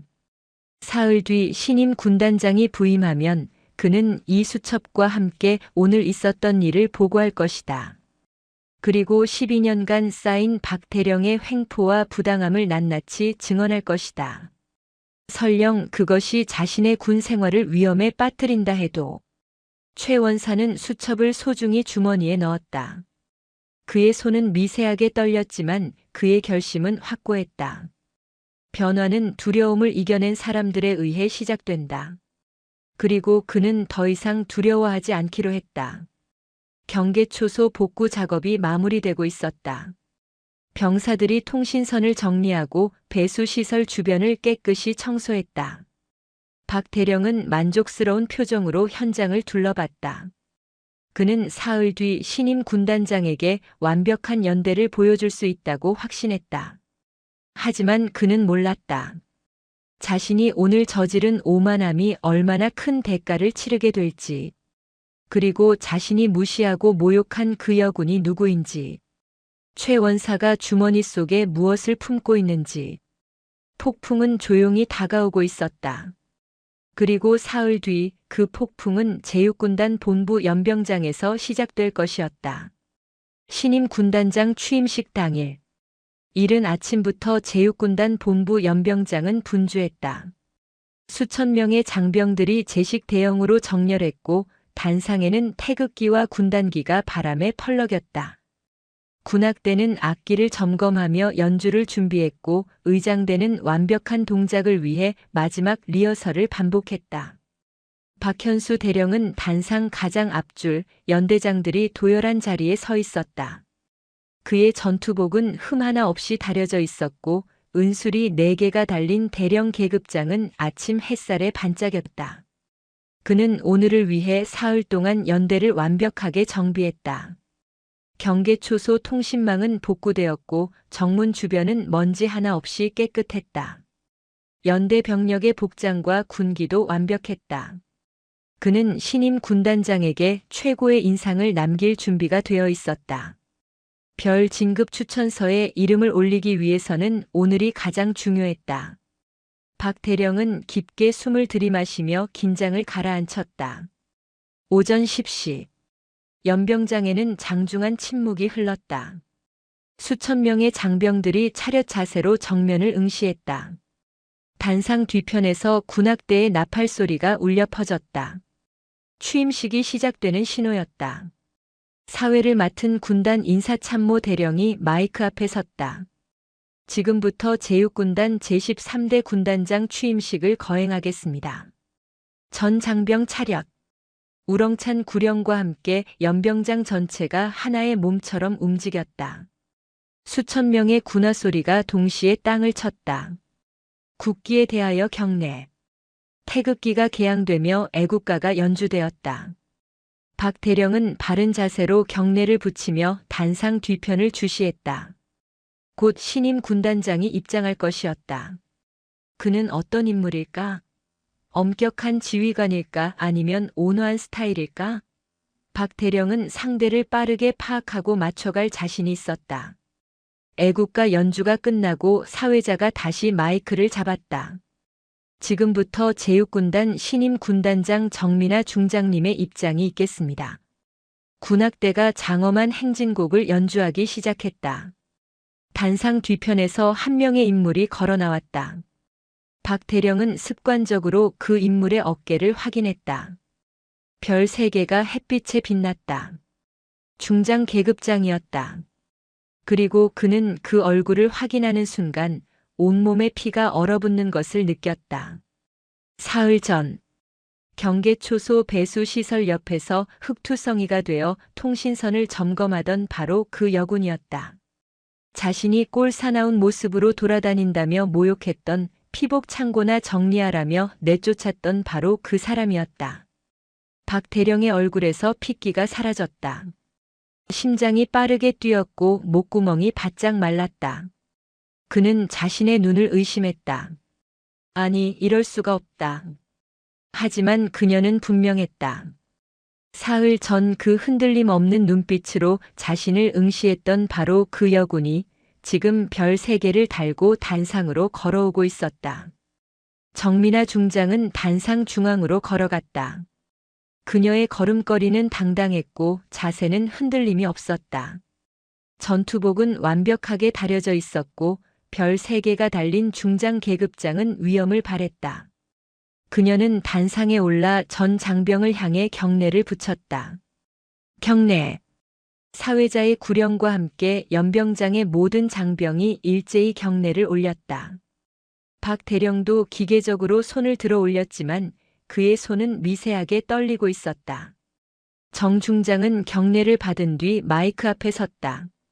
그녀는 준비된 원고를 보지 않았다. 대신 연병장을 천천히 둘러보며 장병들의 얼굴을 하나하나 확인했다. 그리고 시선이 단상 가장 앞줄 박현수 대령이 서 있는 곳에 잠시 머물렀다. 박 대령은 그 시선과 마주쳤다. 사흘 전과 똑같은 눈빛이었다. 차분하고 깊으며 흔들림이 없었다. 하지만 이번에는 그 눈빛에 권위가 더해져 있었다. 중장이라는 계급이 주는 무게감과 책임감. 박 대령은 시선을 피하고 싶었지만 그럴 수 없었다. 연대장으로서 정면을 응시해야 했다. 정 중장은 마이크를 잡고 입을 열었다. 그녀의 목소리는 명확하고 단호했으며 연병장 구석구석까지 울려 퍼졌다. 제육군단 장병 여러분, 그리고 지휘관 여러분. 저는 오늘 이 자리에서 제13대 군단장으로 부임한 정민아 중장입니다. 짧은 침묵 후 그녀는 계속 말했다. 저는 군 생활 23년 동안 이 조국의 안보를 위해 헌신했습니다. 소위로 임관의 소대장이 되었고 중대장과 대대장을 거쳐 연대 참모를 역임했습니다. 그리고 이제 여러분의 군단장이 되었습니다. 정 중장은 잠시 말을 멈추고 단상 앞줄의 지휘관들을 다시 한번 응시했다. 이 자리에 오기까지 저는 많은 것을 배웠습니다. 전투기술, 전략 전술, 부대 관리. 하지만 가장 중요한 것을 깨달은 것은 바로 이것입니다. 그녀의 목소리가 더욱 힘을 얻었다. 우리의 진정한 적은 휴전선 너머에만 있지 않습니다. 우리의 진정한 적은 우리 내부에도 존재합니다. 바로 오만과 편견입니다. 실력이 아닌 계급으로 동료를 판단하는 오만. 성별과 외모로 능력을 무시하는 편견. 이것이야말로 우리 군의 가장 큰 적입니다. 연병장의 숙연한 침묵이 흘렀다. 일부 장병들은 고개를 끄덕였고 일부는 놀란 표정으로 서로를 바라봤다. 신임 군단장의 첫 연설치고는 파격적이었다. 정 중장은 계속했다. 사흘 전 저는 이 군단 예하 사단의 전방 경계 초소를 점검했습니다. 군단장 취임 전에 현장을 먼저 확인하고 싶었기 때문입니다. 그곳에서 저는 통신선 노후화 문제를 발견했습니다. 폭우 시 접속 불량으로 인한 통신 두절 가능성을 확인했습니다. 박 대령의 얼굴이 창백해졌다. 그는 주변 연대장들의 시선이 자신에게 쏠리는 것을 느꼈다. 하지만 그곳에서 저는 통신선보다 더 심각한 문제를 발견했습니다. 바로 지휘관의 오만함입니다. 정 중장의 시선이 다시 한번 박 대령에게 향했다. 이번에는 더 이상 암시가 아니었다. 그녀는 명확하게 그를 지목하고 있었다. 한 지휘관이 현장을 점검하는 장교를 보고 이렇게 말했습니다. 여기가 공사장인 줄 알아? 여군이 꼴 사나운 모습으로 돌아다녀. 피복 창고나 정리해. 여군들은 그런 일이나 해야지. 연병장이 술렁였다. 일부 장교들은 충격을 감추지 못했고 일부 부사관들은 분노의 표정을 지었다. 박 대령은 그 자리에서 사라지고 싶었다. 하지만 움직일 수 없었다. 그는 석상처럼 굳어 서 있었다. 정 중장의 목소리가 더욱 날카로워졌다. 통신선이 끊어지면 복구할 수 있습니다. 하지만 지휘관의 오만함으로 끊어진 신뢰는 복구할 수 없습니다. 성별과 외모로 동료를 판단하는 편견은 적의 공격보다 더 위험합니다. 그런 지휘관이 있는 부대는 이미 내부에서부터 무너지고 있는 것입니다. 그녀는 잠시 숨을 고르고 전 장병을 향해 말했다. 저는 이 군단을 진정한 최강 부대로 만들 것입니다. 최강은 앞으로 나아가는 것입니다. 하지만 오만과 편견이라는 장애물이 길을 막고 있다면 우리는 한 걸음도 나아갈 수 없습니다. 저는 그 장애물을 제거할 것입니다. 누가 그 장애물이든 어떤 계급이든 상관없습니다. 정 중장은 마지막으로 단호하게 말했다. 제육군단의 모든 장병은 동등한 존중을 받을 자격이 있습니다. 실력으로 평가받고 노력으로 인정받으며 헌신으로 진급할 수 있어야 합니다. 이것이 제가 여러분께 약속하는 것입니다. 그리고 이 약속을 지키기 위해 저는 어떤 저항도 두려워하지 않을 것입니다. 그녀의 연설이 끝났다. 연병장에는 잠시 침묵이 흘렀다. 그리고 한 명의 부사관이 박수를 치기 시작했다. 곧 그 박수는 연병장 전체로 퍼져나갔다. 일부 장교들은 주저했지만 대부분의 장병들은 진심 어린 박수를 보냈다. 취임식이 끝나고 정 중장은 단상에서 내려와 지휘관들과 악수를 나눴다. 그녀는 한 명 한 명과 눈을 마주치며 악수했다. 그리고 마침내 박현수 대령 앞에 섰다. 박 대령은 간신히 경례를 붙였다. 그의 손은 떨렸고 이마에는 식은땀이 맺혀 있었다. 정 중장은 그의 경례를 받고 손을 내밀었다. 박 대령은 그녀의 손을 잡았다. 그 손아귀는 예상보다 강했다. 정 중장은 악수를 나누며 박 대령의 귀에 대고 조용하지만 매서운 목소리로 속삭였다. 박 대령, 당신의 연대 경계 초소 통신망 문제 제가 사흘 전에 이미 파악했습니다. 그리고 당신이 저에게 한 말도 모두 기억하고 있습니다. 박 대령은 대답할 수 없었다. 목구멍에서 말이 나오지 않았다. 정 중장은 계속했다. 지휘관의 오만은 전진을 가로막는 장애물입니다. 그리고 저는 장애물을 제거하는 것을 주저하지 않습니다. 곧 감찰이 있을 것입니다. 준비하십시오. 그녀는 박 대령의 손을 놓고 다음 지휘관에게로 이동했다. 박 대령은 그 자리에 서서 그녀의 뒷모습을 바라봤다. 그의 군 생활 27년이 흔들리고 있었다. 별 진급의 꿈이 산산조각 나고 있었다. 그리고 그 모든 것이 사흘 전 자신이 저지른 오만함 때문이었다. 최영진 원사는 부사관 대열에서 이 모든 광경을 지켜봤다. 그는 주머니 속 검은 수첩을 만지며 확신했다. 변화가 시작되었다. 그리고 이제 자신이 할 일을 해야 할 때가 왔다. 그는 취임식이 끝나는 즉시 군단 감찰 참모부를 찾아갈 것이다. 12년간 쌓인 증거와 함께 취임식이 끝난 그날 저녁, 최영진 원사는 자신의 생활관에 홀로 앉아 있었다. 창밖으로는 어둠이 내리고 있었고 부대는 저녁 점호를 마친 후에 고요함에 잠겨 있었다. 그는 책상 위에 놓인 검은 수첩을 바라봤다.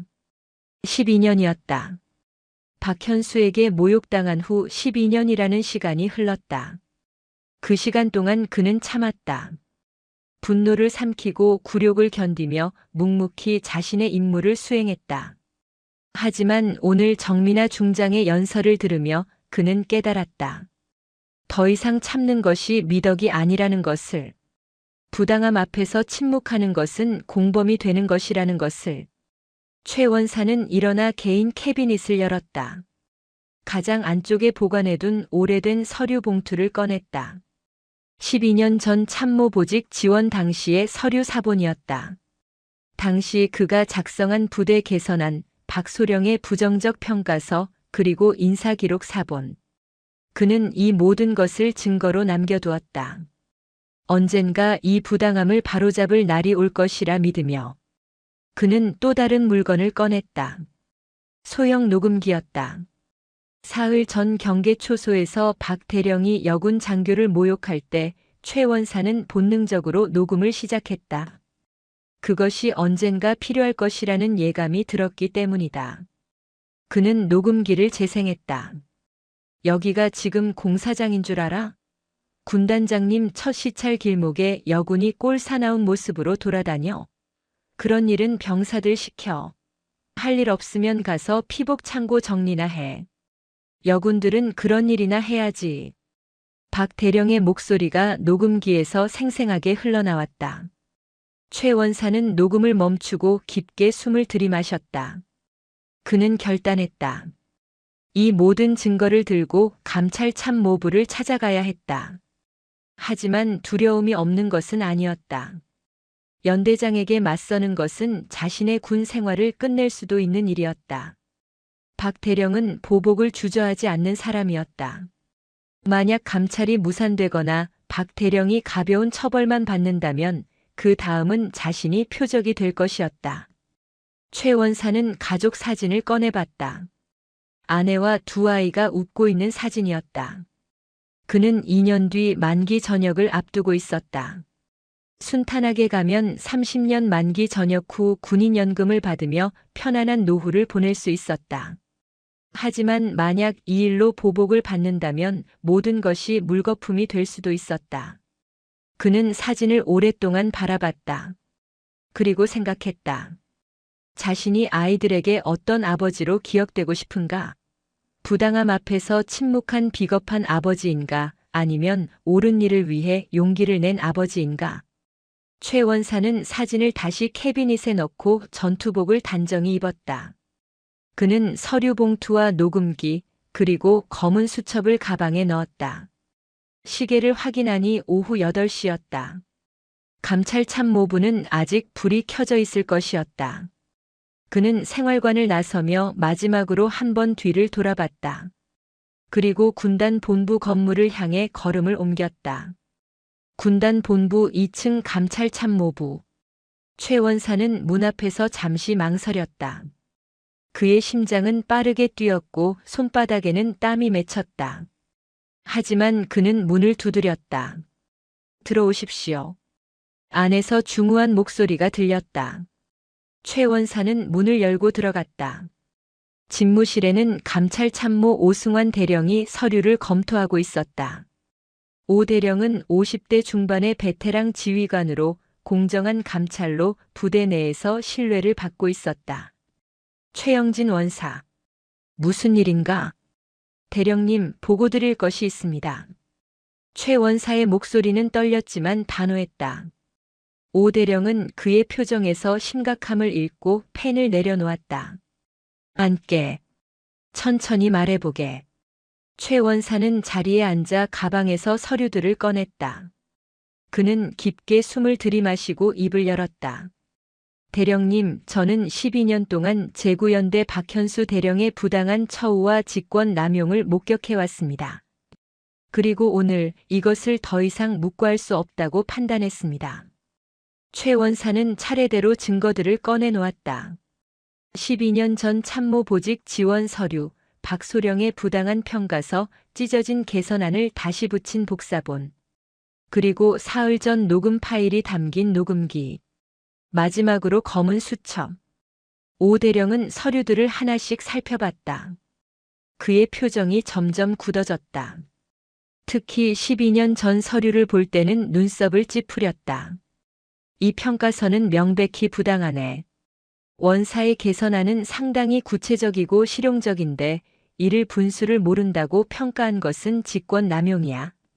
오 대령은 녹음기를 재생했다. 박 대령의 목소리가 집무실에 울려 퍼졌다. 여군에 대한 성차별적 발언, 모욕적인 언사, 오만한 태도. 모든 것이 생생하게 기록되어 있었다. 이건 언제 녹음한 건가? 사흘 전 군단장님 취임 전날입니다. 경계 초소에서 통신선 점검 중이던 여군 장교를 박 대령이 모욕했습니다. 오 대령은 고개를 끄덕이며 검은 수첩을 펼쳤다. 그는 첫 페이지를 보고 즉시 그 중요성을 알아챘다. 이건 군단장님의 수첩이군. 원사, 이 수첩을 어떻게 입수했나? 여군 장교께서 경계 초소에서 떨어뜨리고 가셨습니다. 저는 그것이 군단장님인 줄 몰랐습니다. 하지만 내용을 확인하고 이것이 매우 중요한 자료라고 판단했습니다. 오 대령은 수첩을 천천히 넘기며 읽었다. 그의 표정에서 감탄이 묻어났다. 놀랍군. 군단장님께서 취임 전에 이미 이렇게 상세하게 부대를 파악하고 계셨다니. 이것은 단순한 점검이 아니야. 진정한 지휘관의 시각이지. 오 대령은 최 원사를 바라봤다. 원사, 자네가 여기 온 이유를 알겠네. 그리고 자네의 용기에 경의를 표하네. 하지만 알아야 할 것이 있어. 연대장에 대한 감찰은 매우 신중하게 진행되어야 해. 증거가 확실해야 하고 절차가 투명해야 하지. 알고 있습니다, 대령님. 오 대령은 잠시 생각에 잠겼다. 그리고 결심한 듯 고개를 끄덕였다. 좋아. 내일부터 공식 감찰에 착수하겠네. 군단장님께 보고하고 경계 초소 병사들과 연대 참모들을 대상으로 조사를 시작하지. 원사도 공식 증인으로 진술해야 할 거야. 각오하고 왔습니다. 하나 더 물어보겠네. 박 대령의 부당한 처우를 받은 사람이 원사만 있는 건가? 최 원사는 잠시 망설이다 입을 열었다. 아닙니다, 대령님. 연대 내에 여러 명이 있습니다. 3년 전 전역한 임수진 하사, 작년에 다른 부대로 전출 간 강태준 중위, 그리고 현재 연대에 있는 신혜린 중사까지 모두 박 대령의 부당한 처우로 고통받았습니다. 오 대령은 메모를 하며 고개를 끄덕였다. 알겠네. 그들도 접촉해서 증언을 확보하겠네. 원사, 오늘 여기 온 것은 잘한 일이야. 자네는 부대를 위해 옳은 선택을 한 거야. 최 원사는 경례를 붙이고 감찰 참모부를 나섰다. 그의 어깨가 한결 가벼워진 느낌이었다. 12년간 짊어진 짐을 내려놓은 것 같았다. 다음 날부터 감찰이 시작되었다. 오승환 대령은 정민아 중장에게 직접 보고했고 정 중장은 즉각 전면적인 조사를 지시했다. 감찰팀은 경계 초소 병사들을 개별적으로 면담했다. 일병 이준석, 사흘 전 경계 초소에서 있었던 일을 진술하시오. 예, 대령님. 그날 통신망 복구 작업 중이었습니다. 여군 장교 한 분이 현장을 점검하고 계셨는데 박 대령님이 오셔서 모욕적인 말씀을 하셨습니다. 구체적으로 어떤 말을 했는가? 여군이 꼴 사나운 모습으로 돌아다닌다고 하셨고 피복 창고나 정리하라고 하셨습니다. 여군들은 그런 일이나 해야 한다고도 하셨습니다. 다른 병사들도 동일한 진술을 했다. 모두가 박 대령의 발언을 생생하게 기억하고 있었다. 일부는 그 장면을 목격하고 불편함을 느꼈다고 증언했다. 감찰팀은 연대 참모들도 조사했다. 작전과장 신동욱 소령이 증언석에 앉았다. 소령, 박 대령의 평소 지휘 스타일에 대해 진술하시오. 신소령은 잠시 망설였다. 하지만 결국 입을 열었다. 박 대령님은 능력 있는 지휘관이십니다. 하지만 때때로 부하들에 대한 존중이 부족하다고 느꼈습니다. 특히 여군 장교들과 부사관들에게 편견을 가지고 계신 것 같았습니다. 구체적인 사례가 있는가? 작년에 여군 중위가 작전 회의에서 의견을 제시했을 때 박 대령님께서 여군은 조용히 듣기만 하면 된다고 말씀하신 적이 있습니다. 그 중위는 얼마 후 다른 부대로 전출을 요청했습니다. 다른 참모들도 유사한 증언을 했다. 박 대령의 성차별적 태도, 부사관들에 대한 무시, 그리고 자신의 진급에만 집착하는 모습, 모든 증언이 일관되게 박 대령의 문제점을 지적했다. 감찰팀은 또한 박 대령의 사석 발언도 확인했다.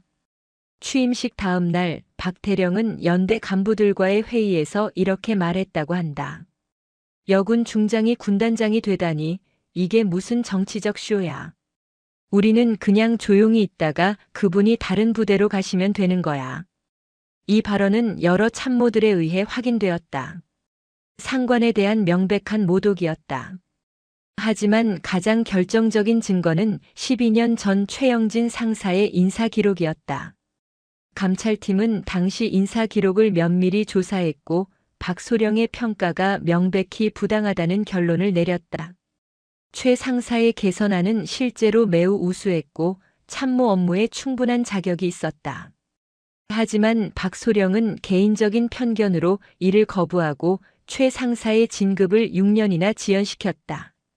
모든 증거는 유기적으로 연결되어 하나의 그림을 완성했다. 박현수 대령은 20년 넘게 부하들을 오만함과 편견으로 대했고 그로 인해 수많은 사람들이 상처받았다. 그리고 그는 자신의 잘못을 한 번도 인정하지 않았다. 오승환 대령은 최종 보고서를 작성하며 한숨을 내쉬었다. 같은 대령으로서 동료를 징계하는 일은 결코 즐겁지 않았다. 하지만 정의는 반드시 실현되어야 했다. 그는 보고서를 들고 정민아 중장의 집무실로 향했다. 정 중장은 보고서를 꼼꼼히 읽었다. 그녀의 표정은 차분했지만 눈빛은 단호했다. 징계위원회를 소집하시오. 최대한 신속하게. 알겠습니다, 군단장님. 오 대령이 나가려 할 때 정 중장이 말했다. 오 대령, 최영진 원사에게 감사를 전해주시오. 그의 용기가 이 부대를 바꾸는 시작점이 될 것입니다. 명심하겠습니다, 군단장님. 박현수 대령은 자신의 연대장실에서 보고를 받았다. 감찰이 시작되었다는 것을. 그는 창밖을 바라보며 주먹을 쥐었다. 27년 군 생활이 흔들리고 있었다. 그리고 그 모든 것이 사흘 전 자신이 저지른 오만함 때문이었다. 군단 징계위원회는 감찰 시작 일주일 만에 소집되었다. 군단 본부 3층 대회의실. 긴 테이블에는 군단 주요 참모들과 예하 사단 지휘관들이 엄숙한 표정으로 자리를 잡았다. 위원장은 군단 부군단장인 김석진 소장이 맡았다. 박현수 대령은 피의자석에 앉아 있었다. 그의 전투복은 여전히 흠없이 다려져 있었고 은술이 4개의 대령 계급장은 빛났다. 하지만 그의 얼굴은 창백했고 눈가에는 지친 기색이 역력했다. 지난 일주일 동안 그는 거의 잠을 이루지 못했다. 김 소장이 회의를 시작했다. 지금부터 제9연대장 박현수 대령에 대한 징계위원회를 개최하겠습니다. 감찰참모 오승환 대령, 조사 결과를 보고하십시오. 오 대령이 일어서서 보고서를 펼쳤다. 그의 목소리는 차분했지만 단호했다. 박현수 대령은 다음과 같은 비위 사실이 확인되었습니다. 첫째, 상관 모독죄. 신임 군단장에 대한 모욕적 발언과 성차별적 태도로 지휘 체계를 훼손했습니다. 둘째, 직권 남용. 12년 전 최영진 상사의 정당한 참모보직 지원을 개인적 편견으로 거부하고 부당한 평가를 기록하여 진급을 지연시켰습니다. 오 대령은 잠시 숨을 고르고 계속했다. 셋째, 부하에 대한 상습적 부당 대우. 여군 장교 및 부사관들에 대한 성차별적 발언과 처우가 다수 확인되었으며 이로 인해 최소 5명의 유능한 인력이 전출 또는 전역을 선택했습니다. 넷째, 허위 보고. 경계초소 통신망 및 보안 취약점을 사전에 파악하지 못하고도 완벽하게 정비되었다고 허위 보고했습니다. 회의실에 무거운 침묵이 흘렀다. 참석한 지휘관들은 서류를 넘기며 증거들을 검토했다. 녹음 파일, 증인 진술서, 인사기록, 그리고 피해자들의 증언. 모든 증거가 박 대령의 비위를 명확하게 입증했다. 김 소장이 박 대령을 바라봤다. 박 대령, 변론하시오. 박 대령은 천천히 일어섰다. 그는 입을 열려 했지만 말이 쉽게 나오지 않았다. 그는 무엇을 변론할 수 있을까? 모든 증거가 사실이었다. 그가 한 말들, 그가 한 행동들, 그가 내린 결정들. 모두 그의 오만함과 편견에서 비롯된 것이었다. 저는 제 행동을 변명할 수 없습니다. 박 대령의 목소리는 떨렸다. 하지만 한 가지만 말씀드리고 싶습니다. 저는 부대를 위해 최선을 다했다고 믿었습니다. 연대의 전투력을 높이고 군기를 바로 세우려 했습니다. 하지만 그 과정에서 제가 부하들에게 상처를 주었다는 것을 이제야 깨달았습니다. 김 소장은 차갑게 말했다. 박 대령, 부대를 위한다는 명분으로 부하들을 짓밟는 것은 지휘가 아닙니다.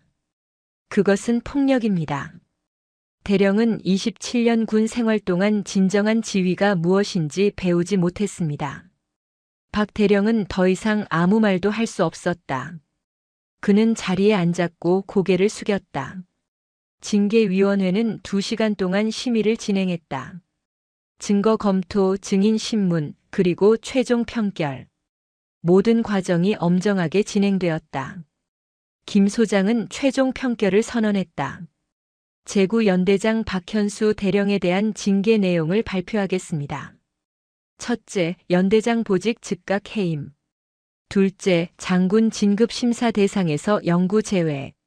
셋째, 육군 보병학교 정책연구관으로 전보 발령. 이상입니다.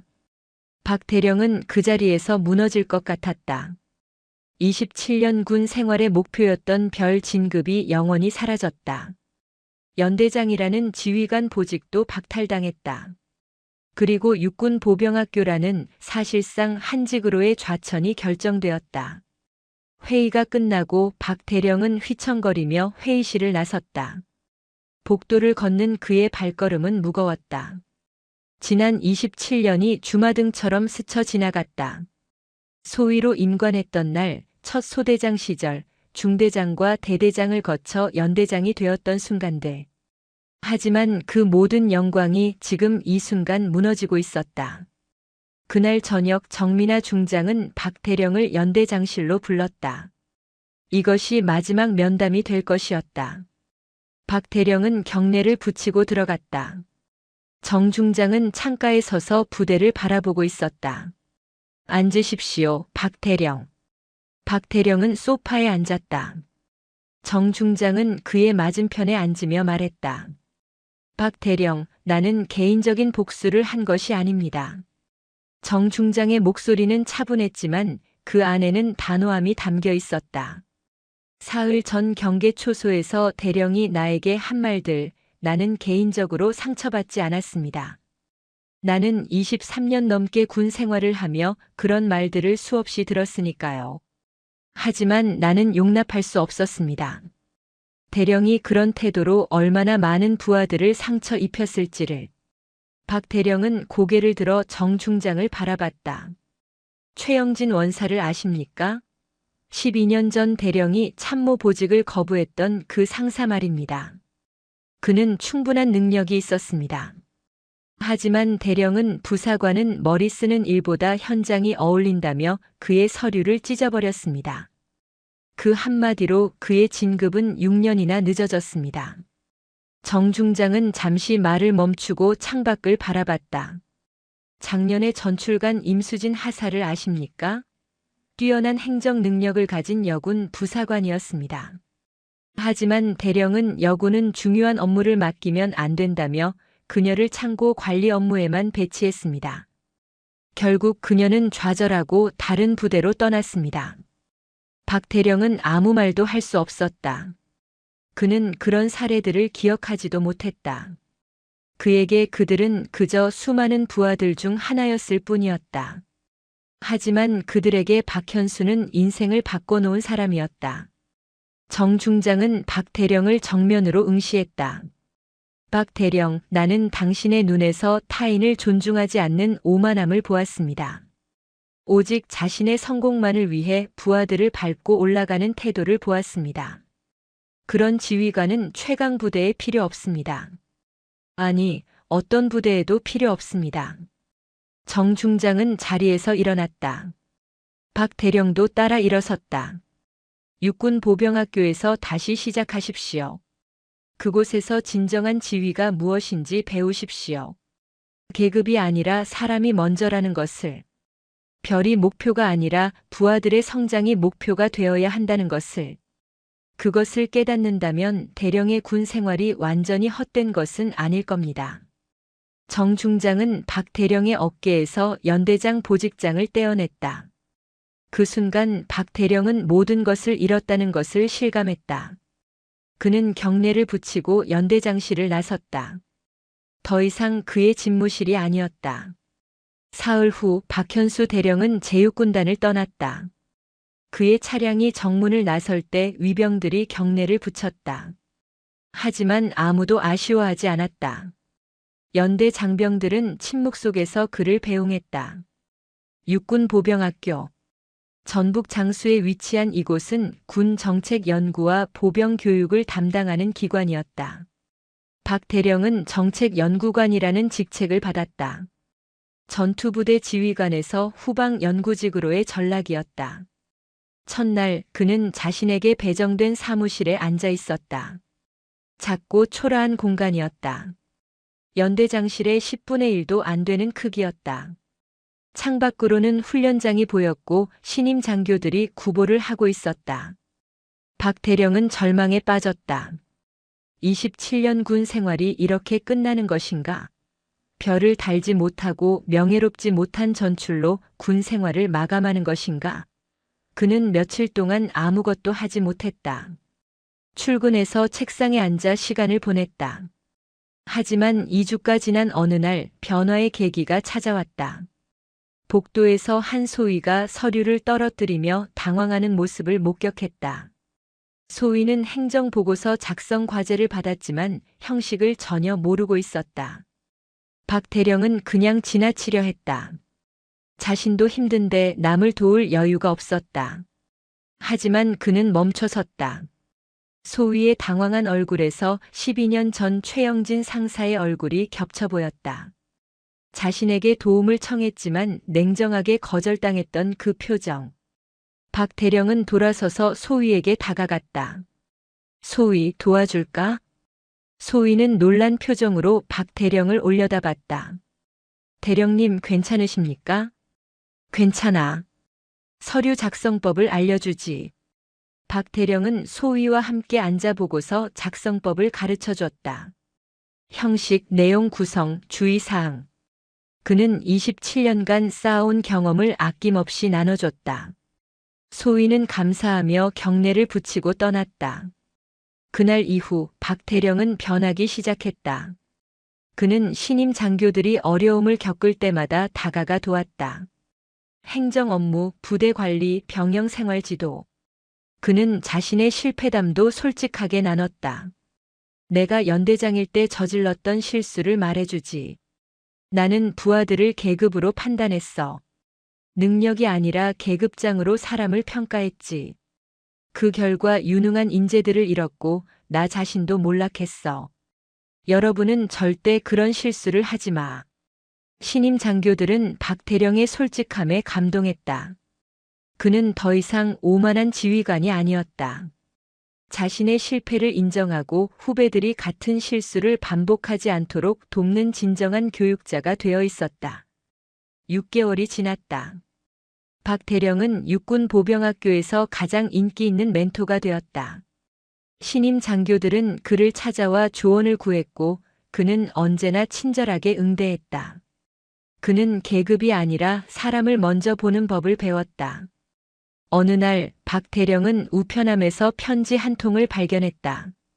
발신인은 제육군단이었다. 그는 조심스럽게 편지를 열었다. 편지 안에는 한 장의 사진이 들어 있었다. 원사 계급장을 단 최영진 원사가 환하게 웃고 있는 사진이었다. 사진 뒤에는 짧은 메시지가 적혀 있었다. 박 대령님께 저는 12년 만에 정당한 평가를 받고 30년 만기 전역을 앞두고 있습니다. 정민아 군단장님께서 과거 기록을 재검토하고 제 능력을 인정해 주셨습니다. 대령님은 저에게 상처를 주셨지만 그 상처가 저를 더 강하게 만들었습니다. 그리고 대령님께서 육군 보병학교에서 변호하고 계신다는 소식을 들었습니다. 진심으로 응원합니다. 최영진 원사 올림. 박 대령은 사진을 오랫동안 바라봤다. 눈가에 뜨거운 것이 맺혔다. 그는 12년 전 자신이 짓밟았던 그 사람이 지금 자신을 용서하고 응원하고 있다는 것에 감동받았다. 그는 사진을 책상 위에 놓고 다짐했다. 비록 별을 달지는 못했지만 진정한 지휘관이 되는 것은 아직 늦지 않았다. 계급장이 아니라 마음속에 별을 다는 것. 그것이 진정한 성공이라는 것을 이제야 깨달았다. 1년 후 박현수 대령은 육군 보병학교 최우수 교관으로 선정되었다. 그는 신임 장교들에게 가장 인간적이고 가장 솔직하며 가장 존경받는 멘토가 되어 있었다. 제육군단은 그제야 진정한 최강 부대가 되었다. 정민아 중장의 지휘 아래 부대는 실력과 존중을 기반으로 한 조직으로 거듭났다. 성별과 계급이 아니라 능력과 헌신으로 평가받는 부대. 최영진 원사를 비롯한 유능한 부사관들이 중요한 보직을 맡았고 여군 장교들도 실력을 인정받으며 핵심 고직에 배치되었다. 그리고 박현수는 비록 별을 달지 못했지만 마음속에는 가장 빛나는 별을 달고 있었다. 그것은 겸손과 존중, 그리고 진정한 지휘의 의미를 깨달은 사람만이 달 수 있는 별이었다. 오늘 이야기 어떠셨나요? 진정한 리더십은 계급장이 아니라 부하를 대하는 태도에서 나온다는 것을 기억하시길 바랍니다. 오만함과 편견은 언젠가 자신에게 돌아옵니다. 하지만 늦었다고 생각할 때가 가장 빠른 때입니다. 변화는 용기 있는 선택에서 시작됩니다. 여러분도 오늘 하루 주변 사람들을 존중하는 마음으로 대해보시면 어떨까요? 다음 이야기에서 또 만나겠습니다. 영상이 재미있으셨다면 구독과 좋아요, 댓글까지 부탁드리고 오늘도 건강하고 행복한 하루 되시길 바랍니다.